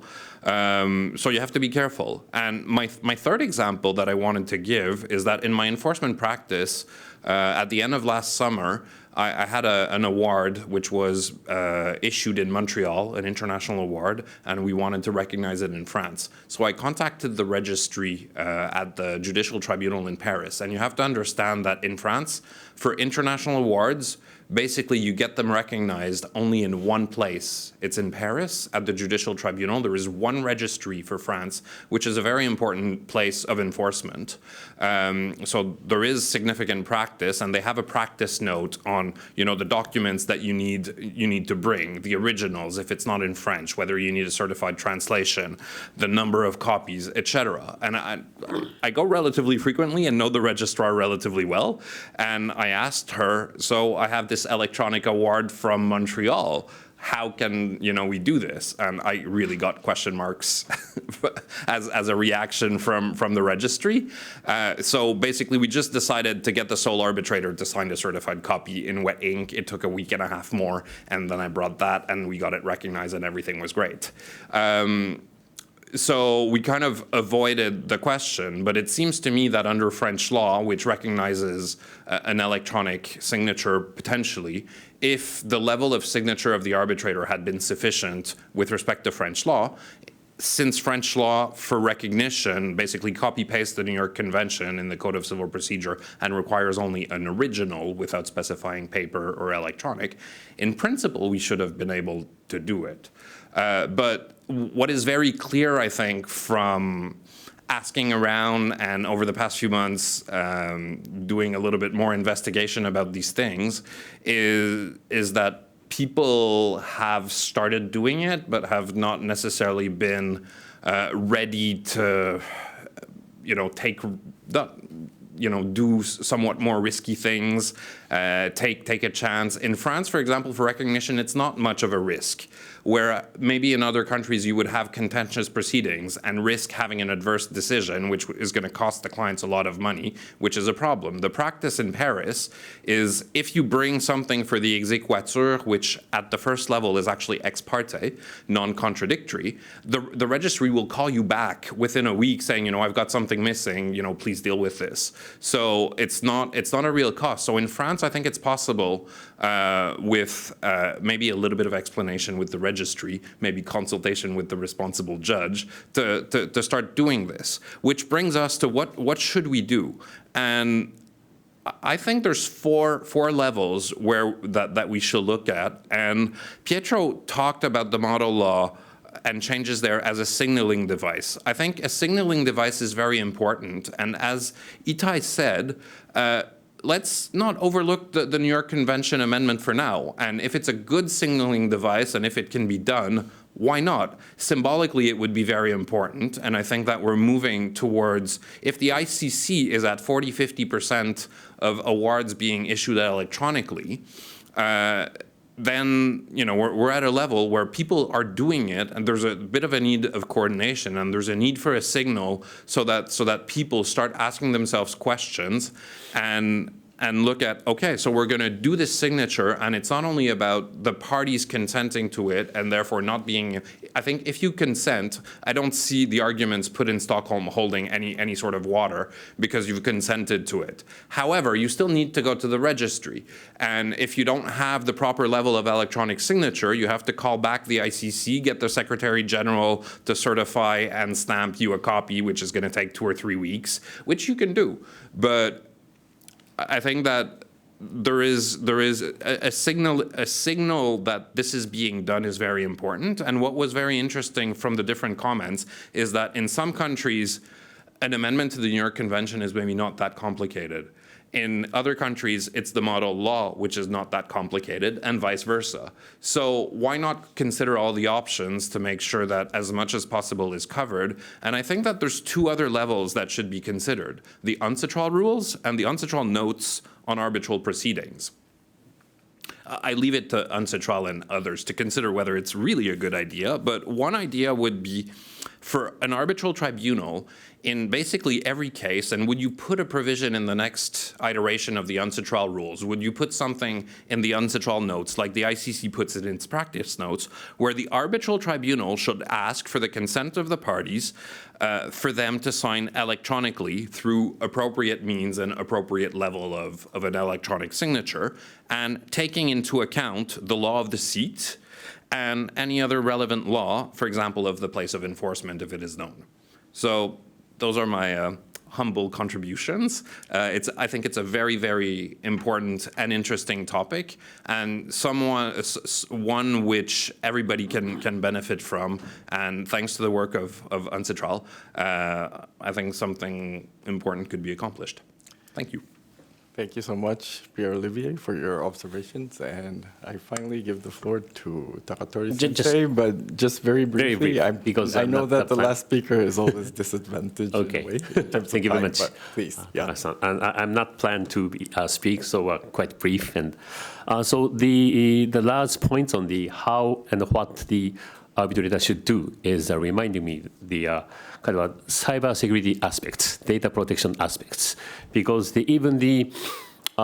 several years ago, I was called to by the World Bank to speak about the cyber security for the international arbitration, for example, and then naturally, this kind of issuing the electric award could be increasing some risk on the data protection, and especially if you don't have paper backup, if you got the kind of a ransomware's attack or something, you have no backup or something. So that could be reminding me the the ICSID and the New York City Association's protocol for the data cybersecurity for the international arbitration, and also how you should deal with such cyber attack, ransomware, caution, something. As the arbitrator or institutions, that could be maybe quite serious problem for the arbitrators and institutions. So that's reminding me of the how we should, brush up a code of conduct or something, what you should do, and whether you can do such react against such cyber attack or something. Thank you. Thank you so much, Takatori-sensei, for pointing that out. I think that's an interesting issue, a new challenge that we're faced with. But I also feel at the same time that we should not really be overly concerned about that. We have the same issue about storing papers in secure lockers or storages as well. So I think, so I'll leave it there. But we're running out of time, but I think it's fair to give Pietro an opportunity to respond to the comments we've received. Pietro, would you like to take the floor, please? Thank you, Takashi. I think we are already over time, so it will definitely not take much time, and I will adhere to the interpretation of Article 7 that Andreas mentioned, where you can cherry pick. So I will just shamelessly cherry pick among your very interesting and helpful comments and try to go through them, but sometimes also jump here and there. So starting with Karin, thank you very much for your very interesting reactions and contributions. I think actually we are in agreement much more than it sounds, apart from a basic misunderstanding on what the problem is. That is to say, the problem I was pointing out is not the problem of a requested state declining recognition and enforcement of a digital award on the basis of that award not being existent and valid because it's a digital file. I think that would actually be a violation of the New York Convention. The validity and existence of the award is, of course, to be assessed under the law of the seat, and the law of the seat in many legal systems, as we said, allows already today the rendering of a digital award, either in the arbitration statutes or elsewhere. So that is reassuring. But the problem I was pointing out is much more nuanced than that, and it deals with the fact that in jurisdictions where digital awards are eventually enforced, the enforcement authority might request a certified paper copy of the digital original. And in fact, if we look at the Netherlands, which so far has been the flag bearer of digital awards. In fact, you cannot do anything without paper. Try to bring it to a service authority. Try to bring it to a court. They will ask you to print it and rubber stamp it, and then you will go on. That is a problem, which is less dramatic than the one you were referring to. But as Pierre-Olivier was mentioning, nevertheless, a significant bottleneck, sometimes also making enforcement longer and more expensive for the parties. So that is something we should address. And I think let's just consider the experience of the Judicial Tribunal in Paris, as mentioned by Pierre-Olivier. I mean, that is one of the world's arbitration capitals, and there they do ask for paper. So if that is the best we can do today, it's very hard to say business as usual, there's no problem at all, the current status quo is perfect. In fact, if that happens in Paris, I shudder if I think of what would happen in Pisa, where I originally studied law, and where definitely foreign awards are less common than at the Judicial Tribunal in Paris. For the rest, the objection seems to mainly go as follows, where there are already today states that do very well and enforce digital awards and don't even request paper. Well, if that is true, that is great, but that is also the most obvious demonstration of the fact that already today we do live in a two-tiered system where some states do more and other states do less. That is okay, that is allowed by Article 7 of the New York Convention, and that is not something that the protocol would endanger, if anything, because it's clearly unlawful under Article 31 of the Vienna Convention on the law of treaties, but also because any protocol would make it very clear, obviously, that it does not provide any grounds for refusal of awards that are entitled to recognition and enforcement under the original New York Convention. I cannot go into all sorts of details because, again, we're really over time already, but about the reciprocity reservation, in that regard, we cannot equate a separate treaty with an amendment to the New York Convention. And in fact, that is one of the reasons why I think an amendment to the New York Convention is less palatable, to be honest, because it does create this Pandora box of the reciprocity reservation. A protocol would not do that, and it's definitely a different animal from the point of view of the law of treaties. Finally, when it comes to the discrepancies in interpretations of Article 4, maybe they're not as pronounced as Article 7 of Article 2 back in the previous round of interpretation of the New York Convention that led to the recommendation that we know of. But nevertheless, we do have different practices. This is something we have all agreed. In fact, we have very diverging practices when it comes to accepting digital files as a title in enforcement proceedings. And an interpretation could clarify that, absolutely, I think. When it comes to other production requirements, I want to flag one element that Andres mentioned that I completely agree on. Unfortunately, I couldn't mention everything in the 20 minutes I had, but translation, of course, is a very good point and something that could and should be included in a new model law, in a recommendation, in a protocol, in the new New York Convention, however we want to flag it. I also agree that the language of Article 4 is open and it does not talk about paper, but that is precisely why we cannot read it as an obligation to accept a digital file, precisely because different contracting states are left free in that respect. And the question is, should we leave them free? And should we guide them or should we force them even to accept a digital file for those that accede to a protocol? Coming to Article 3 and Article 7, the other elements that Andres was mentioning, absolutely, that is gets a lot of the job done, and the protocol would indeed get access to the system through the door of Article 7. But the question is, once again, do we want to leave states free to decide whether to request a certified, authenticated paper copy, or do we want to oblige them to do so? That is when eventually we decide whether international law is necessary. And I completely agree. This is a policy choice, but it's not a policy choice that can be made now, and it's not a policy choice that should be made by us. So it's something first for the states to decide whether they want to subject themselves to such an obligation. And then once the options are on the table, it's something for the market and for the arbitration community to decide on a case-by-case basis. And the current practice of the ICC that Pierre-Olivier was mentioning, I think is instructive. In some cases, you use it. In other cases, you don't, which is great and absolutely fine. Itai, I absolutely agree that a recommendation would have a lot of value and that we should keep the options open for now. We're at the very beginning of this discussion in 2024, and it's basically not necessary to close any doors for the time being.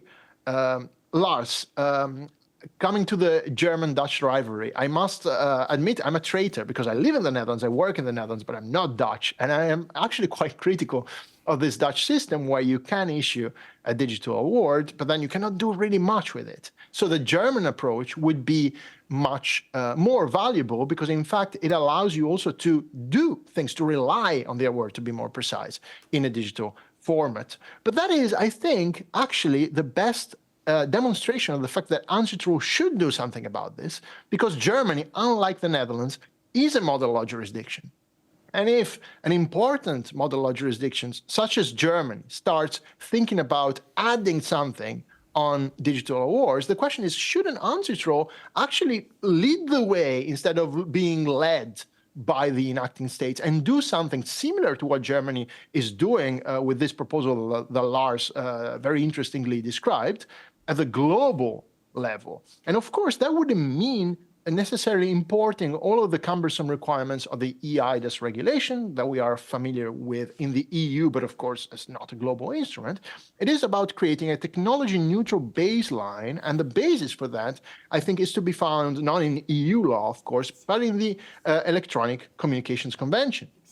Then, of course, the question is, will arbitrators use it? Again, I think the market will decide, and indeed, younger arbitrators will be more willing to adapt probably, but I think institutions can do a lot, and maybe institutions should also be provided with a digital toolkit, with guidelines, with help on how to facilitate this transition. I want to also mention the Svea Court of Appeal case that Pierre-Olivier mentioned. Indeed, the only holding in that judgment is not particularly surprising.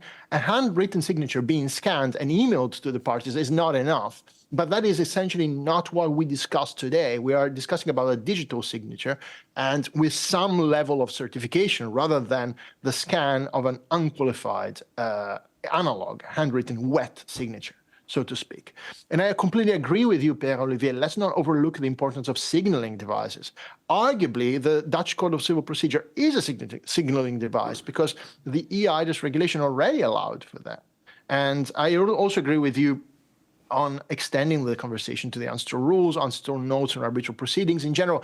Everything we can do, also through soft law, so to speak, although I don't love the terminology, to facilitate this transition, or at least to present different options on the table, and then let the community and the market decide. Coming to the last remark on cybersecurity, this must be taken seriously, right? And that's exactly what these technical requirements would do. However, I think the problem is much larger than digital arbitral awards. And in fact, digital arbitral awards are not the main focus. Arbitration, international arbitration, is a serious cybersecurity problem as a whole, which often depends on the lack of digital literacy of arbitrators. There are still international arbitrators that work out of a Gmail account and log in to the airport Wi-Fi when they are drafting an award. That is, to me, a bigger concern, and also something where maybe a generational change in the arbitrator pool could do a lot of good. I hope this was an interesting start of the conversation. Of course, it's just the beginning of a long journey, but I really enjoyed it, and I thank you all for your comments. Thank you so much, Pietro. As you pointed out, it's just the start of the long journey. And I think, just to sum up, I think we can say that there was no disagreement in terms of the relevance of this topic as UNCITRAL work, the topic of electronic arbitral awards. Views were obviously diverging on the different approaches. And I'm sure I'm going to make Karen laugh because I've always making this Beatles reference that the long and winding road, we have faith in the work we do in our working group, and our experience shows that the long and winding road takes us to a very good outcome always. But I'm mindful that efficiency is important with Anna sitting behind me, but still, I would sum up and with these words conclude discussions of this panel. So thank you so much, Pietro. And I think your last comment on the UNCITRAL rules made a good segue into our next topic about electronic notices of arbitration. So Heidi, sorry to keep you waiting, but please, without delay, if you can start your presentation. Thank you. Thank you, Takashi. And I'm grateful for the opportunity and the invitation by Ministry of Justice of Japan and also UNCITRAL for the invitation to share with you my views on from a Hong Kong perspective on electronic notice of arbitration. And there are some interesting developments in the Hong Kong legal regime. So I'm going to share with you some interesting developments.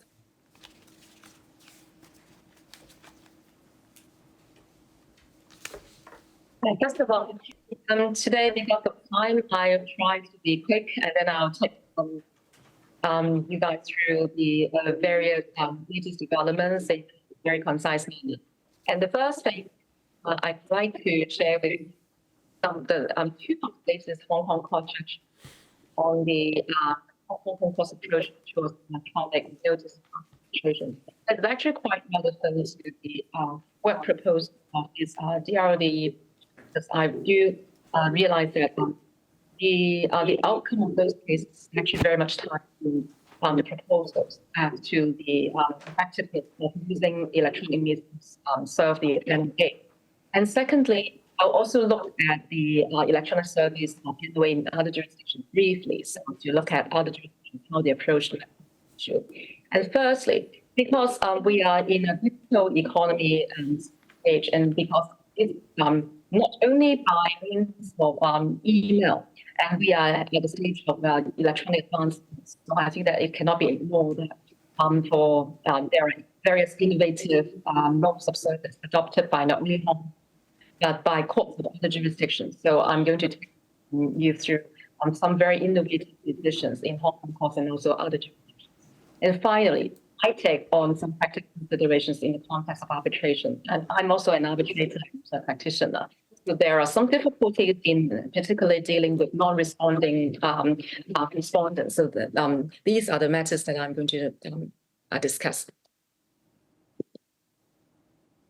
Now, first of all, I'd like to share with you two new cases. These are cases, they are one of the cases is actually ABSD. Now, these two cases, they all dealt with the court's approach in setting aside not only the arbitral award, but an enforcement order. The reason why Heidi, sorry, can I interrupt you for a moment? When you're shifted to your left, I hear your voice a little bit clearly, and then yes. We don't hear you clearly when you're going to your right. Is that okay? Yeah. Is that better now? Yes. Very clear. Thank you. Okay, so let me begin again. So first of all, I'd like to share with you the two cases for Hong Kong courts. So these two cases, they deal with the way how Hong Kong courts dealt with electronic service of notices of arbitration and initiation of the proceedings, which is actually very important. So the first case is A, B, and C, D. And the second case is G and P. Why? They are important because these are mistaken. These are cases where serious blunder had been committed by the parties. And even though they obtained the award got set aside and the enforcement order was also set aside as well. So let me talk about what happened in A, B, and C, D. In A, B, and C, D, the Hong Kong Court of First Instance set aside an arbitral award because the NOA was emailed to a wrong party. Why? Because in this case, the winning party of the award, CD, it originally the contracting party to the arbitration agreement was with AB Bureau. And AB Bureau, and subsequently, the NOA was, however, served on another entity within the same group that is called AB Engineering. The reason why it was not served on AB Bureau but served on AB Engineering was because upon the mistaken belief by CD that it was found on the website that actually AB Engineering has acquired, or what is somehow AB Bureau has become AB Engineering. So CD has decided to effect service of the NOA upon the new entity, the other entity, the AB Engineering, which is being the mother company. Now, and the Hong Kong court has rejected arguments that employees of AB Engineering had misled CD into believing that they are the correct party to be served under the arbitration agreement. And the court held that even if AB Engineering was a party to the agreement, there was no proper service of the NOA. The reason why is because, firstly, the NOA had never been sent to the proper registered address of the AB Engineering because it was not served. Even if they argue that, you are mother company, but they had not served on the mother company. Now, further, the NOA were addressed to AB Bureau, but not AB Engineering, so a series of blunders. And therefore, in naming a totally different company in the NOA, the court held that CD had not given adequate and proper notice in the of the arbitral proceedings to AB Engineering. The lesson learned of this case is it's actually served as a very good reminder that proper service of arbitration is actually paramount.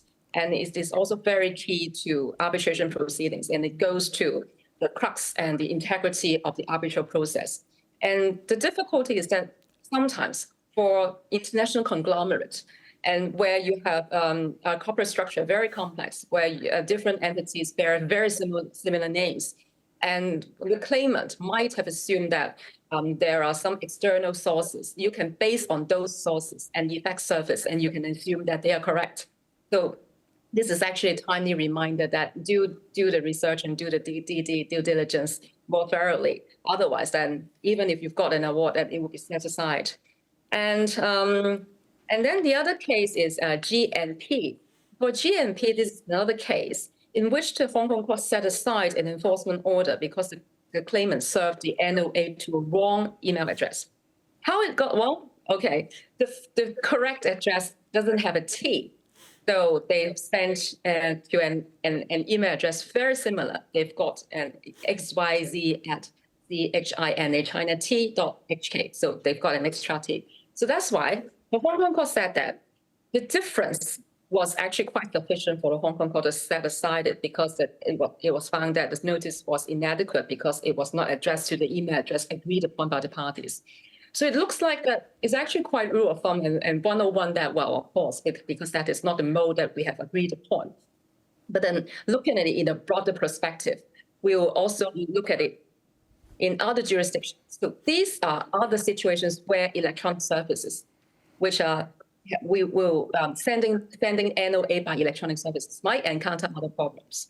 So these two cases, one is Sino Channel Asia Dana Shipping Limited. This is an English Court of Appeal case in which the English Court of Appeal held that notice was served to an email address of an employee of an agency company of the respondent company. That is party, the signatory to the arbitration agreement. And this is actually a very, very rare situation where the agency company was found to have both implied actual authority and also apparent authority to participate in the negotiation and performance of the disputed contract on behalf of the respondent, because that is there has been evidence that the agency company had actual authority, and then they have satisfied the court to that extent. But this is not a very common situation, because in the next case, Glencore Agriculture case, the Conqueror case, actually these two decisions were delivered in the same month. One is on the 2nd, the other is on the middle of the month 16, but with divergent results. And the Glencore Agriculture case is actually, the facts is that in the course of performance of a charter party, an employee of the respondent sent 3 emails with instructions to berth the vessel. And after a dispute arose, the claimant and its subsequently appointed sole arbitrator sent most, if not all, of the emails, including the notice of arbitration, to the employee's email address. Unfortunately, it's actually quite expected. The employee didn't respond and also left the company the following year. So the court distinguished between the use of a generic email address, that is the info@domain.com, and also that of an individual employee, that is employee's name at the domain name. So the former was published to the world, so that it doesn't matter who is actually in the respondent company. Well, whoever opens that email was actually, it doesn't matter. But the latter, it means that the notice was served to a non-specific employee, so it requires to overcome some agency principle to analyze its validity. And the court in this case also proceed to distinguish between the role of employees whose function is operational, and then those functions who involves disputes handling, especially for receiving NOA. Come on, let's step back a bit. I'm not sure how many companies would designate an employee to be in the position of receiving an NOA particularly. How does it work in real life? So that is actually, if you are in the position as a claimant, it is actually quite hard for you to prove that, well, that legal department, the head of legal department, is actually quite hard for you to prove that. So this is another case which is actually quite relevant to the work proposals. I note that one of the work proposals is actually relevant to extending the delivery to email addresses within the organization or going down the hierarchy. That is actually quite important and also practical, because in this case, the court has looked at the level of involvement and the operational role of that employee at a relatively low level. And particularly, it is a junior employee that forms one of the basis why it considered that the notice of arbitration was not validly served to the employees by addressing to the sending to the employee's email address. Okay, let's look at other more innovative way. We are living in an electronic era. So if we are talking about going forward, DRDE, so we shouldn't actually confine ourselves mainly only to email, right? So of course, while I've heard the discussions just now about the difficulties encountered for arbitrators in signing electronic awards, I personally also signed an award, and I find it is actually quite cumbersome, because once I've issued an award, and the enforcement party, they will ask me to, can you sign some more electronic awards? Not electronic, because it's paper awards. And then when the award is actually quite thick, then it also will increase some trees cutting. So that's why it's not actually quite ESG. So let's look at how innovative the Hong Kong courts are in encouraging the use of technology.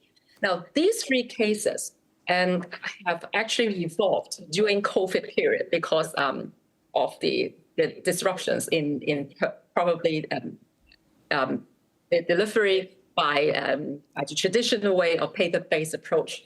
So these cases are actually quite innovative. The Zhuhai case is actually the first case where the Hong Kong court, for the very first instance, have shifted the paradigm to acknowledge the fact that now comes the stage that of technological advancement, that now technology has evolved to becoming a more safer and more secure form of communications by electronic means.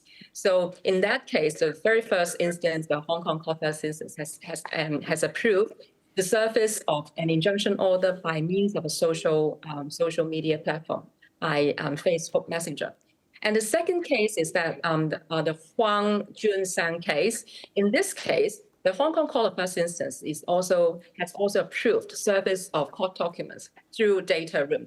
How they do that? They send first of all, they send a court-approved letter, and then with a link, and the link would not have a password. Then another letter would have the password. And when you click the link and then you click the password, then you get access to the online documents.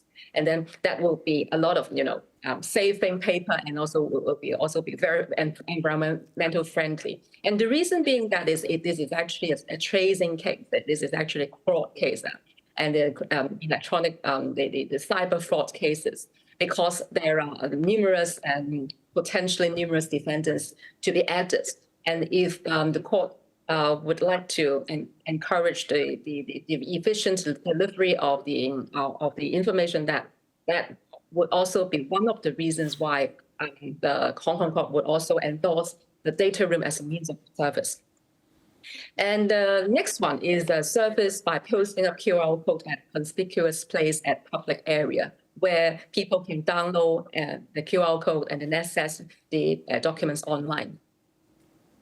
And for other documents, such as notice of statutory demand, the Hong Kong Court has recently written a judgment in the Cao Zhong case, and in which it was discussed that it very much encouraged service of statutory demand. That is something pre-institution of the presentation of bankruptcy order or presentation of the wind-down order, to bring the notice of the statutory demand to the debtor's attention by various means. So the court does encourage the debtor creditors to attempt various means, and in particular to use WeChat platforms to reach the notice of the debtors. And the Soy Hoi case and also the Secretary of Justice and Yip Seaman case, they both have also instances where the court have endorsed sending by service by email and also by posting up the relevant injunction order on web pages of government authorities. So let's look at the other jurisdictions. In Australia Capital Territory Supreme Court, the MKM case, this case also is actually supportive in adopting similar mindset. Service of default judgment by Facebook Messenger is also endorsed by the Australian Supreme Court. And then the Chancery Division of the High Court of England also endorsed service of the injunction order by way of Twitter. And the NPV case also endorsed service of injunction order by way of text message. Now, this is another era, cryptocurrency. Now, this is also a recent case. The lawyer and persons unknown, this is a recent case in 2022 case, service of process by means of a dropping an NFT to the digital wallet, the crypto wallet of the recipient of the party of the defendants has also been endorsed. So these are the various most innovative ways courts in various jurisdictions have adopted in navigating the new era. Now, finally, coming to my sharing as to my recent experience in dealing with electronic service. I think the most important thing is to ensure proper notice and whether whether the institutional rules. Sometimes you have to look at whether institutional rules have endorsed electronic service and whether there are more flexible deeming provisions which would support alternative means of service as constituting effective service. That is actually which requires the wisdom of different institutes. But then I see that for the project proposals, there are also proposals proposing that to permit delivery to an email address in previous dealings and the last known email address. I think that is actually quite practical, because if this will also expand the allowable, the permissible bandwidth, then I think that it can overcome some problems. But I think at the end of the day, whether the party in dispute would have an opportunity to participate and to advance the case and to advocate to present the case is also very important. So these are the initiation, and by way of electronic means is simply to save paper and also to make it more efficient. Practically, there are some issues, particularly dealing with a party who does not participate. Recently, I've also encountered, I've participated in a case where all the transactions were conducted online, because we are in an era of e-commerce, And the people, there is the two parties. They've actually conducted business by subscribing some app online, by downloading certain app and a handheld device to conduct some trades, and also to trade online. So they both haven't actually seen each other. And then when there are your deaths occur, then it will be very difficult to and also because one of the parties actually vanished and non-responsive.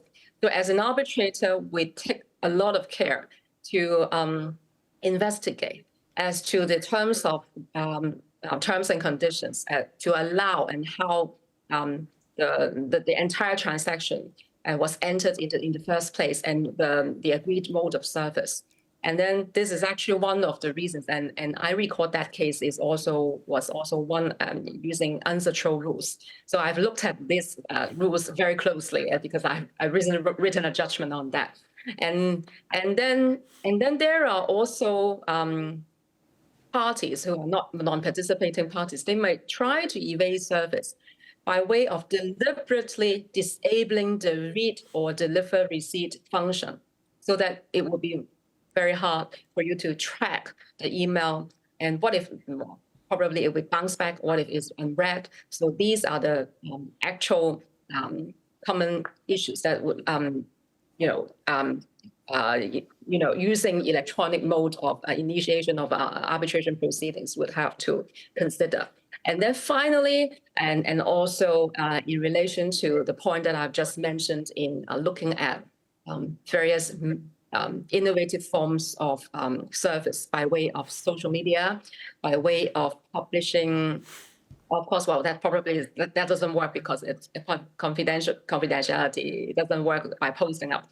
But by way of other means, like would it be possible to embed in some institutional rules to allow the parties to choose or encourage them to choose and adopt a common platform, such as uploading something on a common platform, a virtual platform, as the mode to initiate proceedings, whether that would also be sufficient?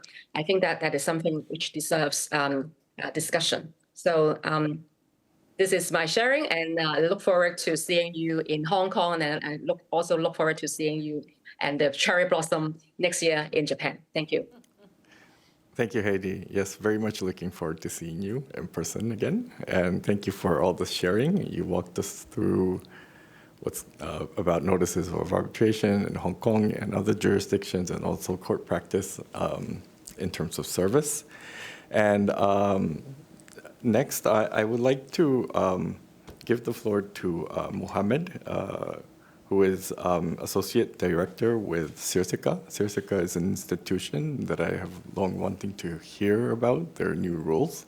And I thought it was their new rules, the provisions newly built into their rules were relevant for electronic notices of arbitration, in discussing electronic notices of arbitration. So Mohammed, please.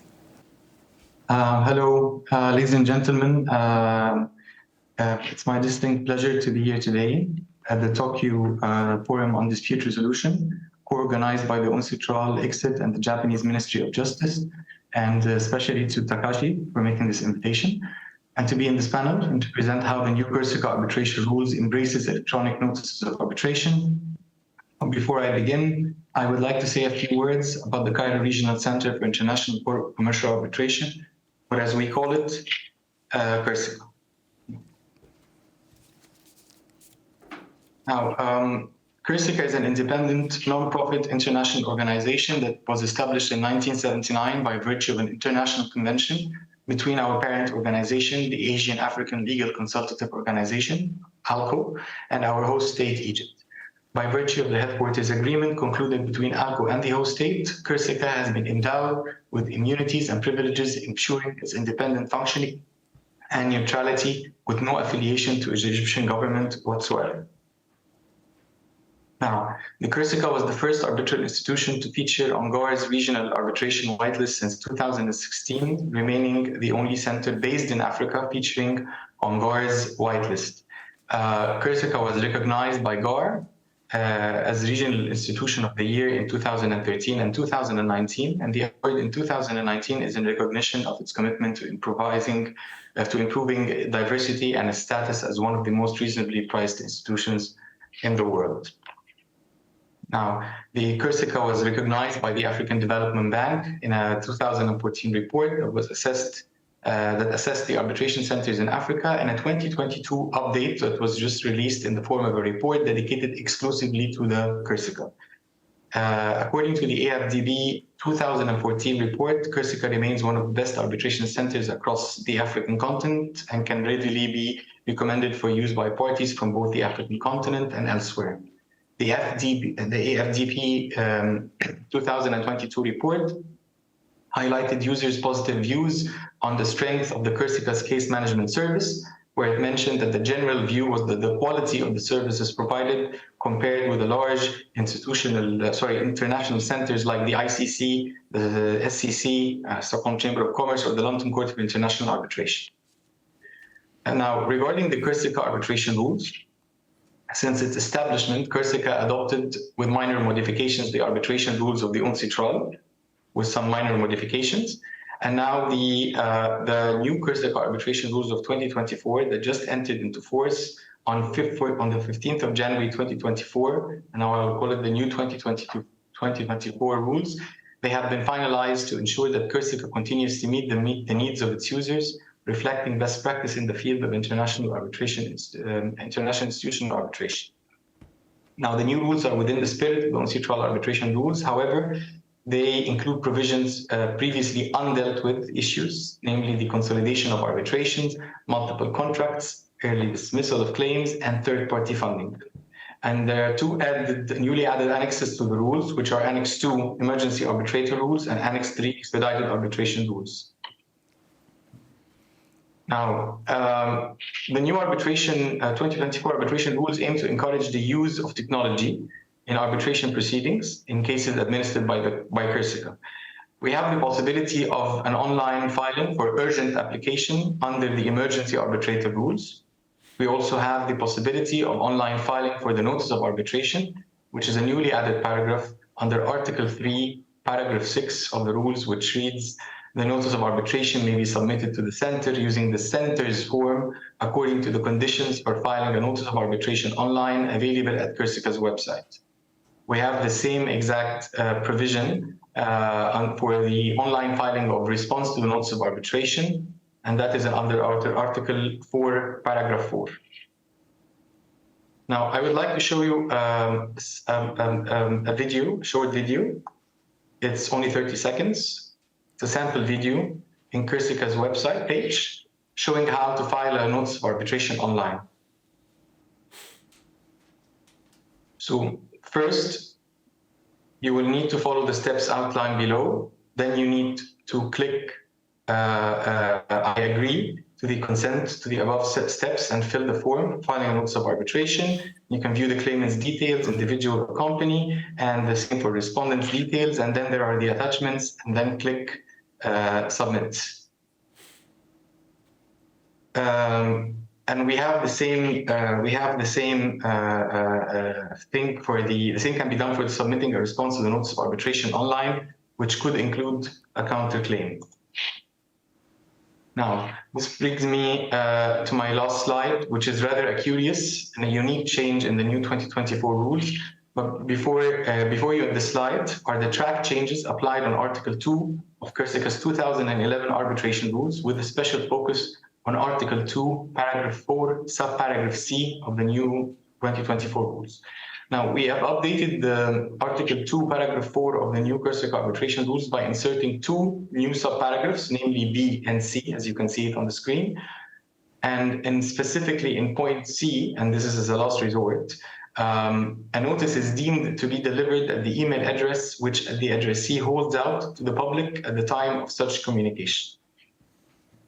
Give you a little bit of an origin here on how the Corsica deals with this matter. So the regular practice implemented by the arbitral institutions worldwide is that the parties are responsible for delivering notices and or submissions to the other parties, the tribunal, with a copy sent to the arbitral institution. However, Corsica has been always taking a different approach, where it is considered one of the only institutions worldwide which, in accordance with its Article 2, Paragraph 6 of its rules, it receives the hard copies of the submissions from the relevant party, and then the center undertakes the mission of delivering such hard copies by physical delivery to the remaining parties and the arbitral tribunal. So the newly added subparagraph C under Article 2, Paragraph 4 was introduced as a last resort, as it salvages a lot of problematic issues relating to physical deliveries and notifications when the addressee cannot be reached. So, by way of example, in a Corsica case, the center tried delivering its first letters and claimant's notice of arbitration via DHL to the designated physical address of respondent provided by the claimant in its notice of arbitration. Physical delivery was met with failure to respondent's designated address. Then the center requested the claimant to provide it with another valid physical address of respondent, to which claimant sent another address. Yet again, the center was met with failure. However, it's worth noting that the claimant in its notice of arbitration did not provide respondent's email address either. So as a last resort, the case manager in charge of this case tried to allocate any email address sent from the respondent to the claimant or any other contact email regarding the said dispute during the execution of the relevant agreement, and prior to the dispute between them, mentioned within the exhibits submitted with the notice of arbitration. The center then decided to, as a last resort, use such respondent's email and sent its first letters and the notice of arbitration via email, with no bounce back email received confirming the validity of such email. Respondent finally appeared and responded by email, submitted its response to the notice of arbitration via email, and the arbitral proceedings resumed as such. Thank you very much, and this brings me to the end of my presentation. Thank you, Mohammed, for the very useful inputs. I am now going to open the floor for very brief discussions. I understand that, Nicholas, would you like to comment on this topic of electronic notices of arbitration? As you're seated in the audience seat, please proceed to the podium for our recording purposes. Thank you. Many thanks for the invitation from the organisers for being invited to participate and give some brief comments on Heidi's presentation. Very grateful to Heidi for comprehensive presentation on this topic. Now, seeing as I'm from London, I had intended to give a view from London and a view of the English regulatory framework, but given that time is limited, I will limit myself to just one point. And I thought what we would focus on is the regulatory framework under the Curial Law of England, particularly the English Arbitration Act. So Section 76 of the English Arbitration Act actually does deal with the issue of notices, providing in Section 76(1) that parties are free to agree on any manner of service. This would therefore include electronic notices. Under Section 76(2) and 3, where there is no agreement in relation to the manner of service, service may be deemed effective by any effective means. Section 76(4) then defines where service will be treated as effective service, namely where a notice is addressed, prepaid and delivered by post to the addressee's last principal residence or last known principal place of business, where a body corporate to the registered or principal office of the company. Now, obviously, this is a very broad and permissive provision which encompasses both the right to serve physical copies and electronic copies. Now, I thought it would be worth highlighting that the English Arbitration Act has been under review in the last years. The Law Commission has issued a consultation over the last couple of years, issuing its final report in September last year. One of the topics for discussion was indeed whether the Arbitration Act, the English Arbitration Act 1996, should be reformed in light of modern technology, particularly in relation to the issue of electronic communications. Now, I think what I wanted to highlight here, and this is really the one point I wanted to make, was that actually, based on the consultations, it was decided consultees, which included academics and practitioners in the London market, were against reform of the English Arbitration Act. The Law Commission therefore recommended that there should be no reform in this area. I'll just quote one of the consultation comments. Technology will go on evolving, and the Act is sufficiently widely formulated for it to embrace such evolution. Condescending to the specifics runs the risk of having to amend the Act on a regular basis. And the Law Commission accepted this majority view of the consultees and decided that it would not take forward reforms on the issue of modern technology. So I just wanted to highlight that English approach in relation to the use of electronic notices, i.e. that where there is a sufficiently broad and permissive right under the statute, under the curial law, it may not be necessary to amend that law to include specific references to electronic notices. Thank you. Thank you so much, Nicholas. And I just wanted to finally give briefly the floor to Itai. He is asking for the floor, so please. Just very briefly to also note that alongside the issue of the electronic award, we also think that there should be work done in UNCITRAL on electronic notices.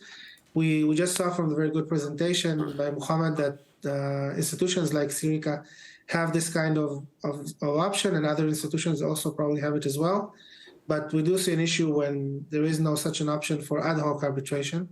So we think it is something that is worth UNCITRAL for UNCITRAL to explore. And according to our experience, at least the notice on arbitration can be with a lot of material and a lot of boxes, and sometimes very difficult to have it on paper as it is usually or traditionally done. One option to consider, at least in accordance with the example that we have in our law, not on arbitration, but more on notices of a lawsuit, is that you can serve a lawsuit on someone through an email only if the person agreed in advance to be served by the email. So one option could be for UNCITRAL to consider alongside some interpretive note about the convention, also a model clause whereby parties consent in advance to accept by a specific email that they mention in the clause. So we think that could be a very good one option. And we think that could probably maybe be a much more safer option than what we understand from Muhammad to say an email, what is held out to the public, which we think is probably a bit too risky. But in general, definitely we would support work on this. It's not as important as the electronic awards, but it could also be a good contribution of UNCITRAL to making life much more easier for parties to international arbitration. Thank you. Thank you, Itai, for your views. And I think perhaps this could be done. I don't know how the work will flow, but Pierre-Olivier referred to the possible work on UNCITRAL rules. That could also be a possibility on this topic as well. And with that, I conclude discussion on electronic notices of arbitration and proceed to the next topic on dispute resolution on online platforms. So thank you to Heidi for being the main presenter. And now with the next topic, I have, before giving the floor to Teresa, I will give the floor to you, right? Sorry, there was a bit of an internal deliberation going on. Yes, so Teresa, I'm inviting you here to share with us your thoughts about dispute resolution on online platforms, please. Thank you very much. May I first thank the Secretariat of UNCITRAL for organizing this forum and, of course, for inviting me, and also to thank the Ministry of Justice of Japan for making this possible and for setting all this up. What I'm going to do is to perhaps share some thoughts that the Asian Academy of International Law has been involved in looking at this particular subject. And it is a very early stages, and we haven't sort of concluded what we are going to do. And what we are going to do is something that we're going to provide to the IGLIP platform that Takashi mentioned, I think, at the beginning. This will perhaps help to look at the online dispute resolution situation. So what I'm going to do, therefore, is perhaps to, if I can do it, share a PPT. And I think you should have it now. Good. Now, as I said, this is a very preliminary study that we're conducting, but I think by just sort of looking at why I think there is a need to deal with it, I think there is definitely a rise in the ODR usage due to the e-commerce growth in around the world, and certainly the COVID has made that a reality and make that more imminently necessitating a real look at it. And I think there is also a possibility, perhaps in some jurisdictions, that there is a limitation on the resources for judicial remedies simply because of availability of the judges and so on. And therefore, ODR really has become something that I think is going to be quite inevitable. It has, of course, propped up in a number of places, but insofar as what I can perhaps quote what the UN General Assembly has said, observing that ODR can assist the parties in resolving the dispute in a simple, fast, flexible, and secure manner without the need for physical presence at a meeting or hearing. And I think this is quite important, I think, to bear in mind. Now, one of the points perhaps also to bear in mind when we're looking at ODR is actually it is addressing to a certain extent the climate change concerns, because with ODR being properly and widely used, you will be able to see that definitely there is less flights to be taken. Online meetings can be more easily arranged. And a lot of this is going to also contribute to the alleviations of the problems in the climate change issues. So what we then try to look at is to see very broadly the types of ODR platforms that we have here. And I think there are some that are set up specifically to provide ODR, and they would be bodies that are actually set up with a purpose to provide just that, rather than like the third type of situations where they're arbitral institutions, and in order to better serve the existing clients or future clients, they build up some ODR platforms or ODR services. The second type, I think, is a broader category, and that is for e-commerce.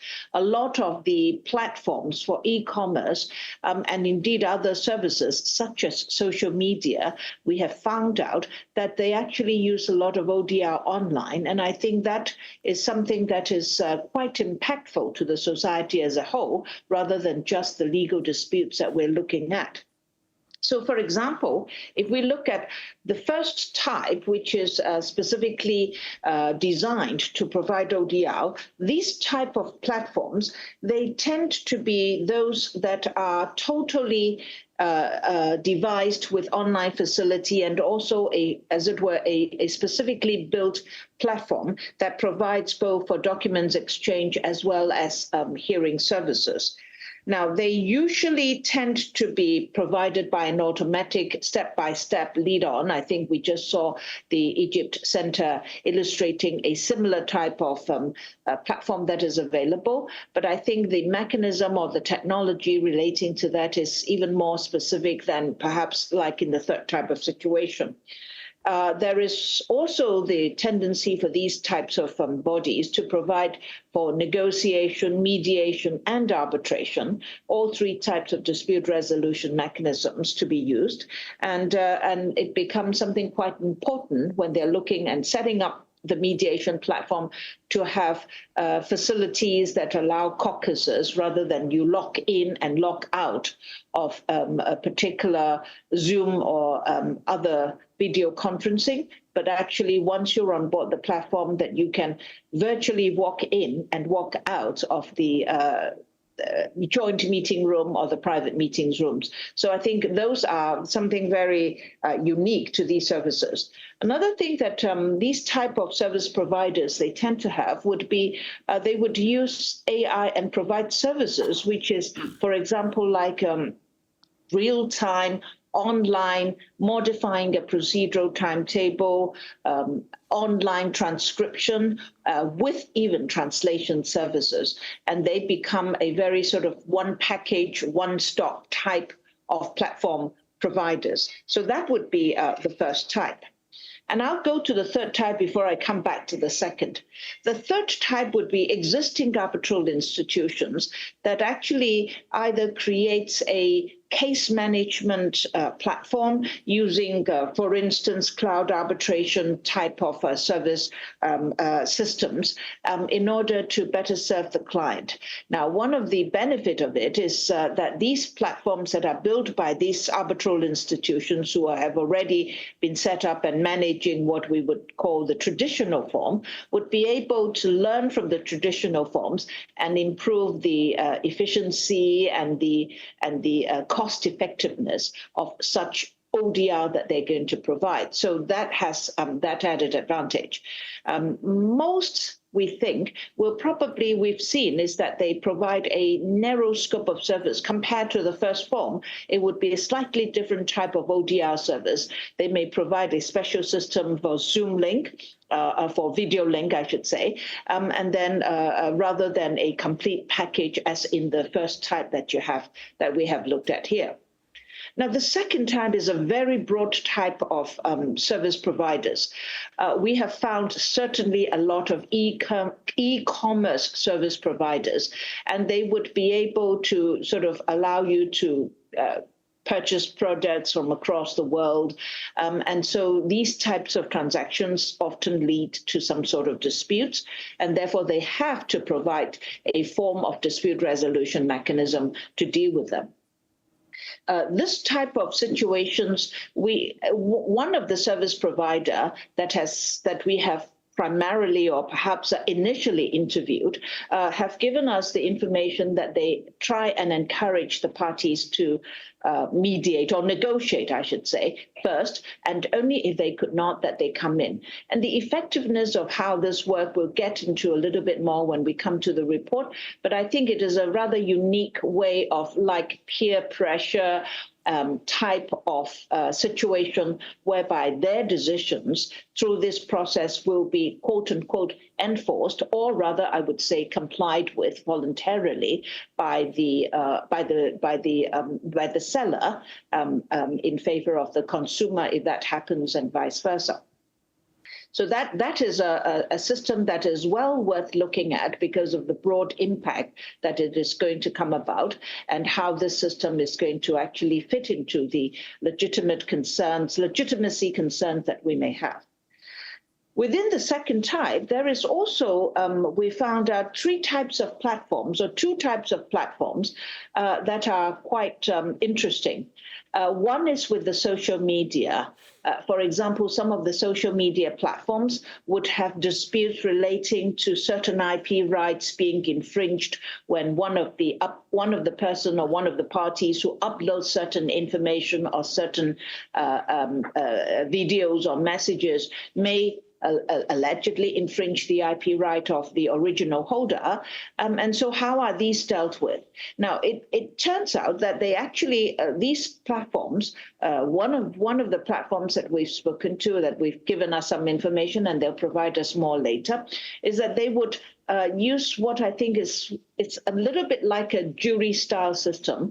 For example, they would have a platform by which they would submit a complaint, and then they would form a jury, the jury coming from from the people, as it were, who are the web users for that particular platform. And then this particular jurors system, the jury panel, will then make a recommendation, which will then be implemented by the platform. Now, again, the enforceability of that is more by way of, because there could be sanctions and there could be ratings through transparent and open information. It is generally voluntarily complied with. We'll have a little bit more information in due course. Another type of platform that we found out, and again, this I think is quite interesting, is that there are platforms that actually provide for an open platform for general consumer disputes. So consumers would have a complaint, a particular product, it could be a fridge, or washing machines, any product, and they could make that complaint on the internet, on this particular platform, and then the manufacturer would voluntarily accept to deal with that particular complaint, and then through a number of systems, and we'll have to get into more information about it, to try and resolve that dispute. Again, that works by reason, I think that is effective by reason of its transparency, because the results are being published every year in order for people to understand how it works. And so that particular system also becomes very useful and very interesting, especially when it deals with consumer disputes. And of course, bearing in mind that the manufacturer or the seller of the goods voluntarily actually accept to deal with them. Actually, I would like to introduce a fourth type that we gradually realize is happening. One is actually what I would call court annex. It's strictly not an ADR in the sense of alternative dispute resolution away from litigation, but it is a court annexed mediation forum using, again, ODR. So these are systems that before litigation, they would be asked to go to these platforms. Sometimes it's physical mediation, but we're now, of course, looking at online in order to try and mediate the dispute. Now, this type of platforms have actually been found to be quite useful because, again, it's cheap, it's easily, we'll come to the elements in a moment, accessible, etc.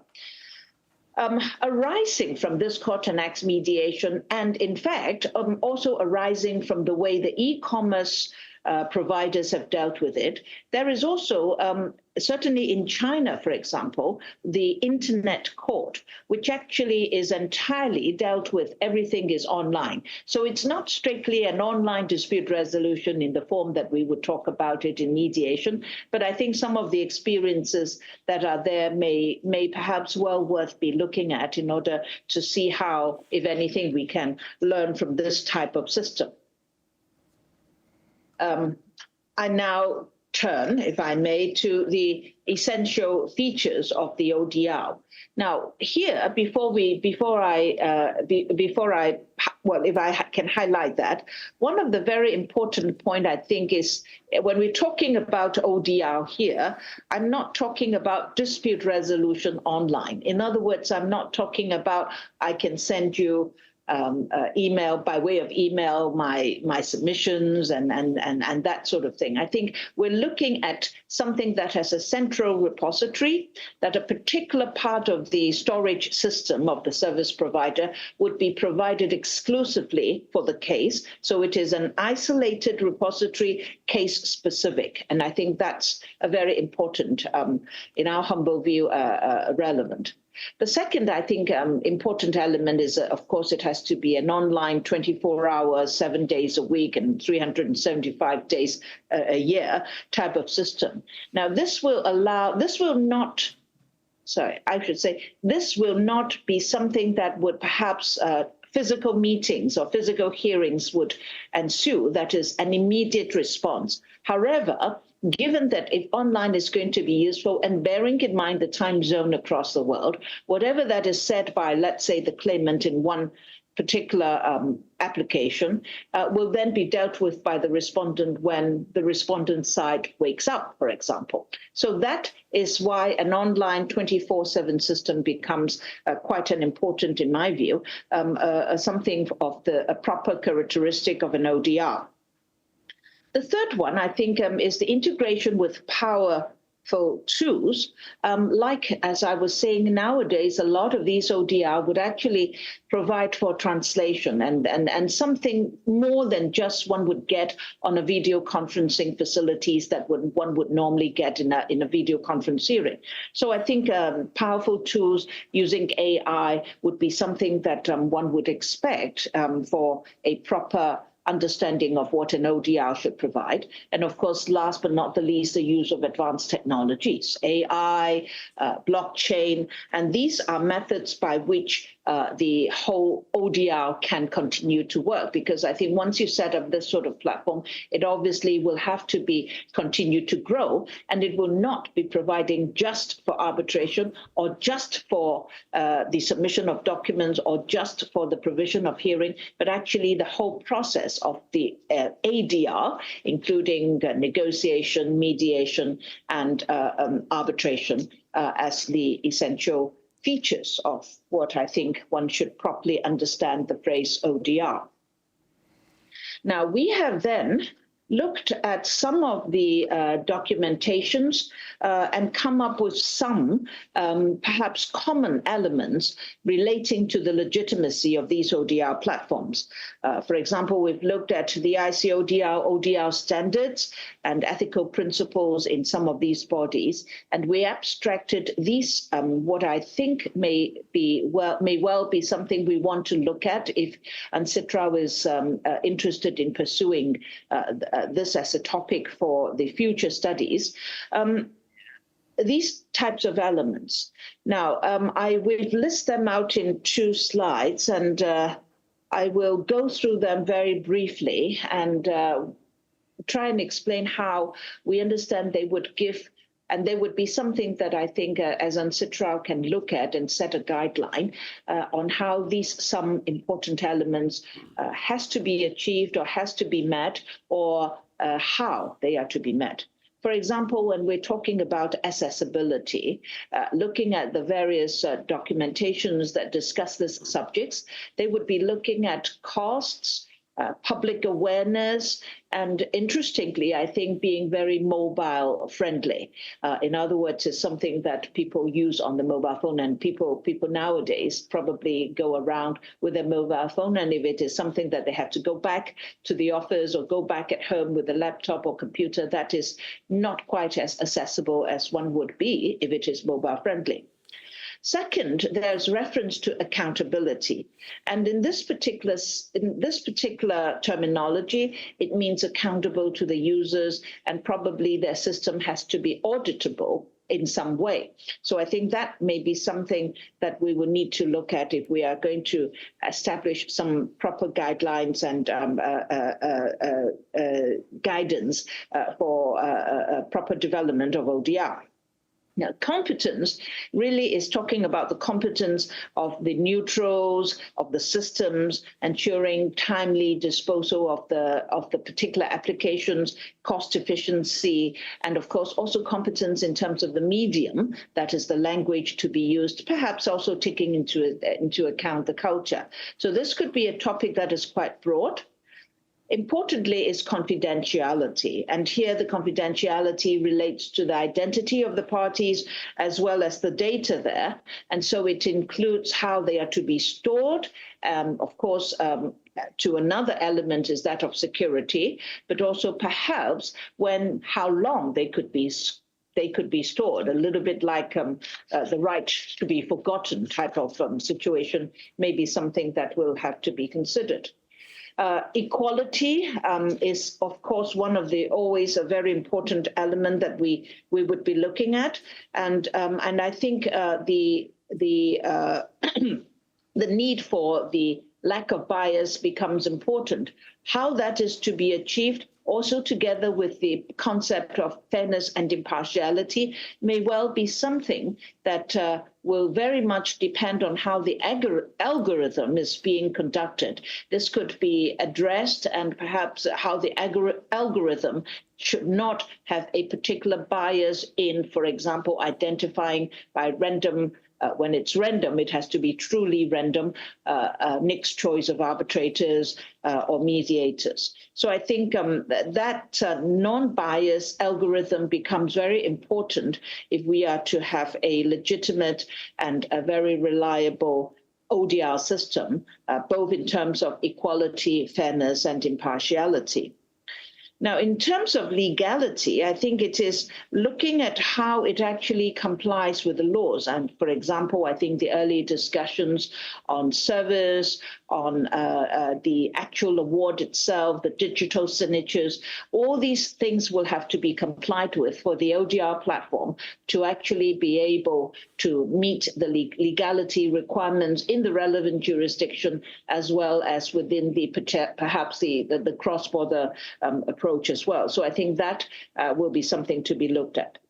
And when it comes to security, it is more a technical matter, but it also relates very much also to the confidentiality element we're talking about. So there would be privacy, personal privacy, data protection standards that would have to be met. There will be security systems that need to be provided so that, for instance, hacking is not going to be easily achieved. There is certain standards in there would always be some national standards, and perhaps we should be looking at standards that would be akin to financial institutions' requirement for security purposes, or perhaps less. Firewalls and human supervision, of course, is also a provision that we've seen some of the providers are going to do, have been doing, and that is probably still good enough. But should this be a little bit more? Should there be a particular standard? And of course, these security measures are extremely important when an ODR, in particular, in the form that we were talking about, that they set up an ODR platform specifically, rather than just a little bit of online, perhaps by way of video conferencing. Now, transparency is juxtaposed against security. And the focus here we have to think about is that, are we talking about the transparency of the ODR process, or are we looking at the transparency of how the platform is being auditable or should be audited? And of course, the transparency would have to be balanced against the importance of confidentiality regarding the non-publication of data when we are talking about the traditional form of dispute resolution like arbitration that most of us are thinking of. But if you remember what I've highlighted a moment ago, that there are these online e-commerce platforms, and also this platform that is providing for consumer to raise complaint for manufacturers, open platform, the transparency actually enhances their effectiveness, because the manufacturers or the shops or the seller would be extremely concerned if on that particular e-commerce platform, when they provide or when they sell goods that are defective and there are complaints and they are not able to provide compensation, their way of dealing with the customers would then be exposed through the transparent system that is in these e-commerce platforms, and therefore they would be more willing to comply, having negotiated or having a third-party neutral to come in to address them. And so I think this transparency is particularly important when we're looking, I think, on e-commerce platforms, encouraging both the consumers as well as the manufacturer or the seller to actually provide a good service, and of course with consumer protection in mind. Now, all of you may then perhaps be thinking, well, then what about these rogue complainers who try and bring in all sorts of claims?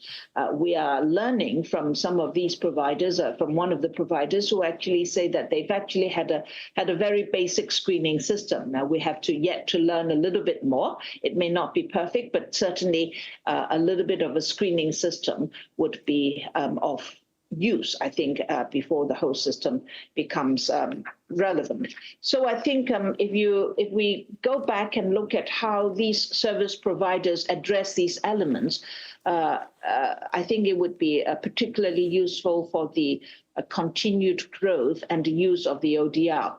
The type 1 being those that are set up specifically with ODR provision in mind. The type 2 would be e-commerce and social media platform. Now, I think the social media platform is interesting because they're talking about prevention and asking people to remove from these platforms certain social media messages or videos in order to protect the IP rights of the owner.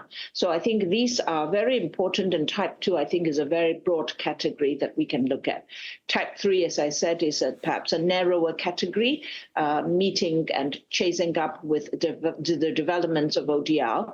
But again, it's also important, bearing in mind that they have been providing a lot of service to the users of dispute resolution, and then adding specific interest to it. So I think that would be our initial study on that. I would also add one more point, and that is, in order for us to get some of the information, actually, AIO has devised a questionnaire and sent it to a few providers that we know and that are willing to assist us. And once we have those, we will be able to put the results in the form of a report to UNCITRAL, and perhaps to then suggest that this be something that we should look at further, given the increased use of ODR, and of course, given the importance of it, not just to commercial parties, but also perhaps to even consumers generally as a whole. So I think I would stop here, and I would welcome your comments and discussions. Thank you very much. Thank you so much, Teresa, for the excellent presentation. I see and also really appreciate the detailed research that is going into your work, including through conducting interviews. And we are really looking forward to seeing the fuller outcome of the research in due course. I think this could be something to be discussed also with the broader group within the IGLIP platform. And I am also mindful that this collaboration is not just one way, and we also feel very responsible to work together with you to come up with what we do next, and and contemplate what work can be undertaken by UNCITRAL in the future. So I have in my list Teresa. This is not Teresa. I'm not going back to you, Teresa Chen, but to Teresa Rodriguez de las Heras Balel. Yes, I think I got it right. So Teresa, if you're online, please, you have the floor. Yes, thank you very much. Thank you for giving me the floor, and I'm very sorry for probably some kind of technical disturbance that you may have because I'm at the airport. Thank you, UNCITRAL, ICSID, and the Ministry of Justice for organizing this forum. And thank you very much, Teresa, Professor Chen, for this excellent presentation, and in particular for setting the scene so well in order to start a very, very important discussion on the matter. I would like just to comment on three specific points. The first one is I extremely appreciate the typology that you have structured. You have designed and devised for the purpose of analyzing the different level of challenges. Because in my opinion, the intensity of the legal challenges that we are facing is clearly going from the highest one in the case of type number 2 to probably the less relevant in the case of type number 3. So I think that type number 3, as you very well explained, indeed many of the challenges can be solved, taking into account the general principle that should be applied equivalent non-platform based arbitration system, or in general dispute resolution system. So I think that in typology, or in type number 3, the legal qualification challenge is minimal, or at least can be solved in a way that is reasonable and quite effective. Type 1, however, and type 2 are definitely fascinating, and there are plenty of challenges that has to be solved. And in particular, if I may say, I think that type 2 is indeed the area where we have a significant number of substantial challenges. And this is exactly my second point. My second point is that I completely agree with the analysis of the different problems that you have identified as the one needing standards at an international level. I completely agree with that. And I would like to focus in particular on the following problems. The first one is when we are talking about type 2, so those e-commerce or social network platforms that incorporate ODR services, I think that we have first a problem of governance.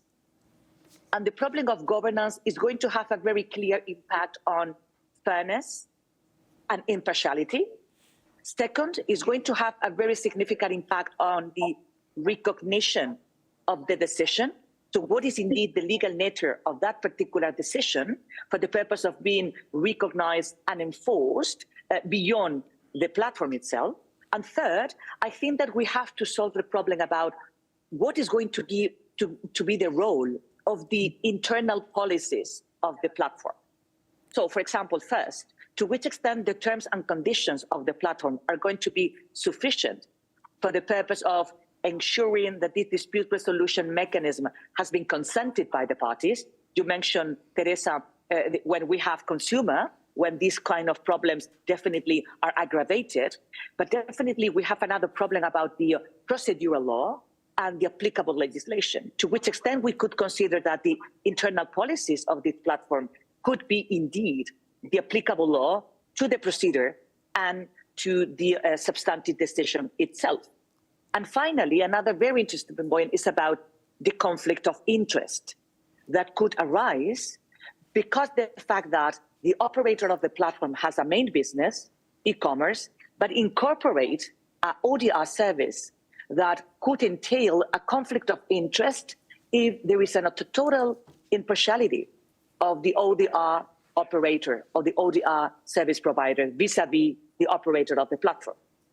And the third point that I would like to conclude with, and you mentioned very, very rightfully, Teresa, is the incorporation of artificial intelligence system and automation.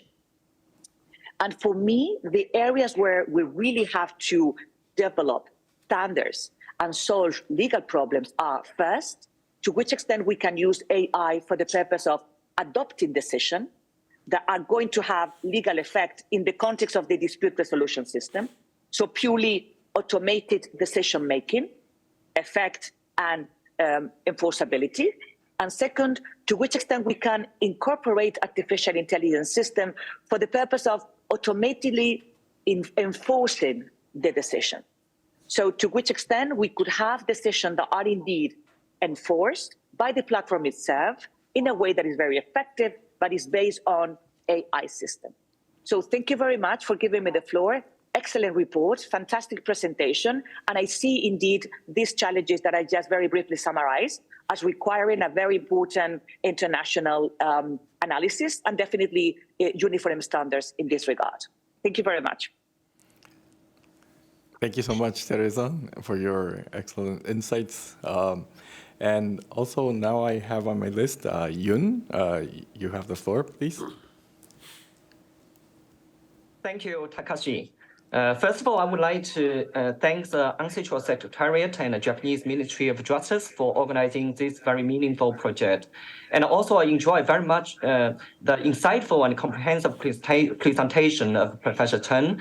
I myself, I think learned a lot, through the presentation regarding the understanding of ODR and also the ways how to regulate the ODR. I think Professor Chen has brought up one very interesting issue. This has something to do with the ODR definition and scope. In particular, when we talk about the internet court and next dispute resolution. So what will be the ODR? How do we understand ODR? If I may recall, the UNCITRAL in the 2016 technical notes has made a very broad definition, which says that ODR is a kind of a mechanism for resolving disputes through the use of electronic communications and other information and communication technology. So that's the basic the definition. Obviously, when we look at the ODR definition, it can include online litigation. But we all admit that online litigation can be quite different in a way. I think the features and also the regulatory framework might be so different from other or so-called online ADR mechanism. So that's the first aspect. Second aspect, Professor Chen has brought up a very interesting issue that platforms, the second type, I think, as another Teresa has just mentioned, the second type, I think, is very interesting and pose a lot of challenges, the social media. We have known actually in Alibaba and other networks has already come up with the so-called online jury proceedings. That means we leave to the cyber citizens or netizens to come up with a mechanism to resolve the disputes themselves. Through the development from 1990s to now, we are talking about another very advanced type of ODR, which we say the CODR. C refers to crowdfunding ODR. That means the netizens, they are really very creative in coming up with a mechanism to resolve the disputes within the community, within the internet community. So in this regard, I remember that in the 1990s, I also have some discussions regarding what might be the principles to govern ODR. One principle I came to my mind is a self-regulation. In 1996, the Clinton administration mentioned that internet is something new. We should allow the internet industry to regulate themselves. And I also follow this kind of rationale, saying that ODR is something we should leave to the ODR dispute resolution industry to resolve, to regulate. In the social media aspect, probably self-regulation will be one very important principle to take into account. But we must admit that self-regulation, the purest self-regulation is not ideal. We should also combine with the governmental or the intergovernmental intervention. That is exactly what the UNCITRAL can do. We have seen that from 2010, the UNCITRAL has already taken the lead to discuss about possible regulatory framework for ODR. So the 2016, from 2010 to 2016, 6 years of time, we have the UNCITRAL technical notes. But of course, everyone is thinking that the technical notes is not enough. We will need to look further. So after 2016, we can witness some efforts from other organizations, including the APEC, Asia Pacific Economic Cooperation. We also note the efforts made by International Standardization Organization. We also note the efforts made by International Council for ODR, etc. They are making the standards, and these efforts can indeed provide the groundwork for further work by the UNCITRAL. And I believe that regime to regulate the ODR will be very important. I remember one professor in the monograph has mentioned that a clear definition for ODR and carefully prepared standards can not only encourage and guide the development of trustworthy ODR, but also educate and warn users concerning ODR system that may be problematic. This is because the technology can be confusing, and when individuals are invited to use or choose an ODR platform, they may have no idea where to begin. Therefore, clear standards will be tremendously helpful for identifying which ODR practitioners are not adequately protecting users' interests. That's a consumer protection issue. So my view is that ODR framework could be or should be a major issue that we should look further into, and that UNCITRAL can provide a very useful platform for looking into this issue. It will provide a rule-based ODR framework to ensure the healthy development of ODR. It can provide the enterprises, can provide users, consumers with tailored procedures for dispute resolution so that the enterprises can compete and flourish on the same footing. The framework itself can also serve as kind of a capacity building for economic growth in general, and more importantly, accelerate and extend real access to justice for all. That is access to digital justice. So I will stop here. Thank you very much. Thank you so much, Yun, for sharing your perspectives. I wanted to give the floor to a couple of others, but I'm always bad at keeping with time. I think I've run over time quite a lot already. So, Teresa, thank you so much for being the main presenter for this important topic. I just wanted to express my enthusiasm and my wishes to studying the full report in the very near future, and I will be contacting you immediately to discuss next steps. So very much looking forward. With that, we conclude our discussions. 1, 2, 3, electronic awards, electronic notices of arbitration, and dispute resolution on online platforms. Again, my special thanks to the main presenters and all the contributors. So I hope you will join me in extending a big round of applause to all that are present here. Thank you.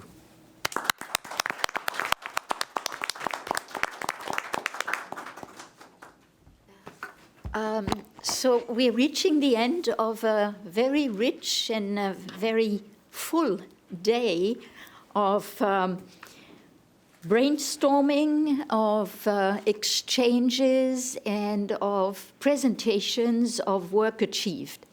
And I was particularly grateful for this opportunity to combine the two approaches. One, to give both us in UNCITRAL and our colleagues and friends from ICSID the opportunity to showcase what we've been doing in the last year since we were here. So it's a good way of measuring progress since the last Tokyo Forum. What have we been doing? What have we produced? What have we put out there?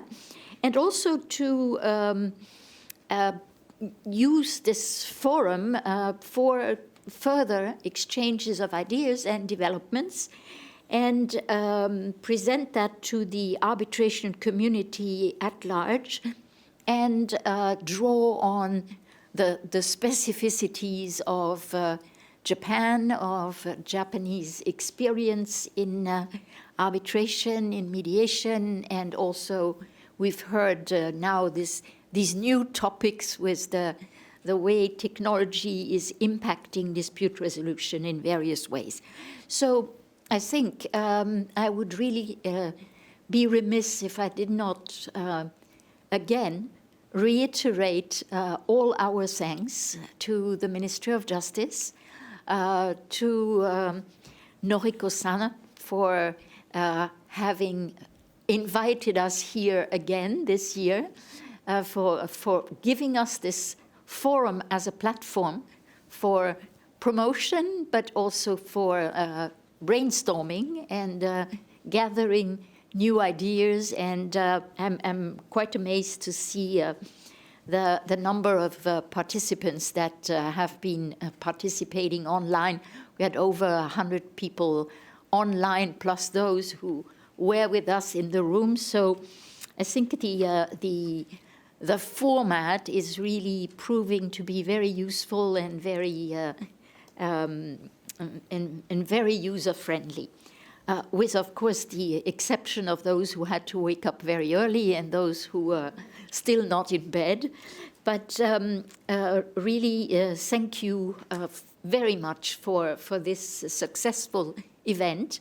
Thank you to all the speakers, to all the moderators, to those who presented, those who commented, those who came from afar to join us here and comment.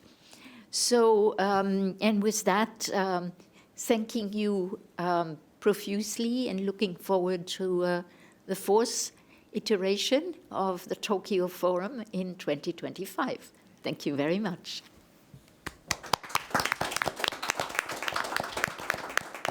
So over to you, Yasu.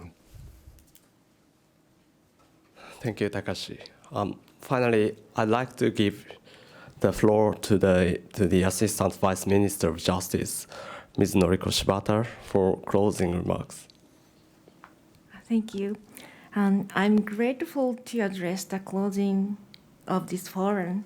I would like to extend my sincere gratitude to all the speakers, participants, moderators, and observers for taking part in this forum in person or online.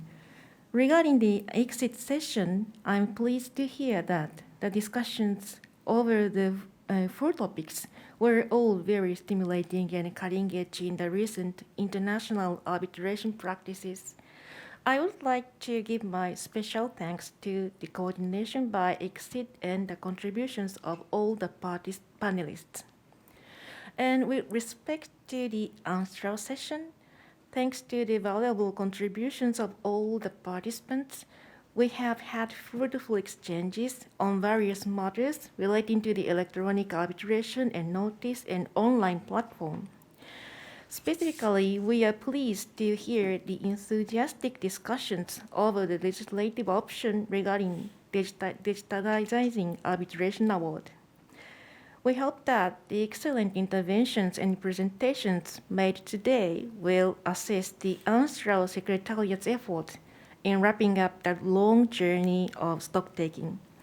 Of course, our discussion is still in progress, so I expect the remaining issues will be duly noted and carried over to the working group. I believe today's fruitful discussions will lead us to the next step, and I am looking forward to seeing meaningful decisions being made at the Commission session in summer. By extending my sincere thanks to everyone, and especially Anna, and again, once again, and my best wishes, I conclude my closing remarks. Thank you very much.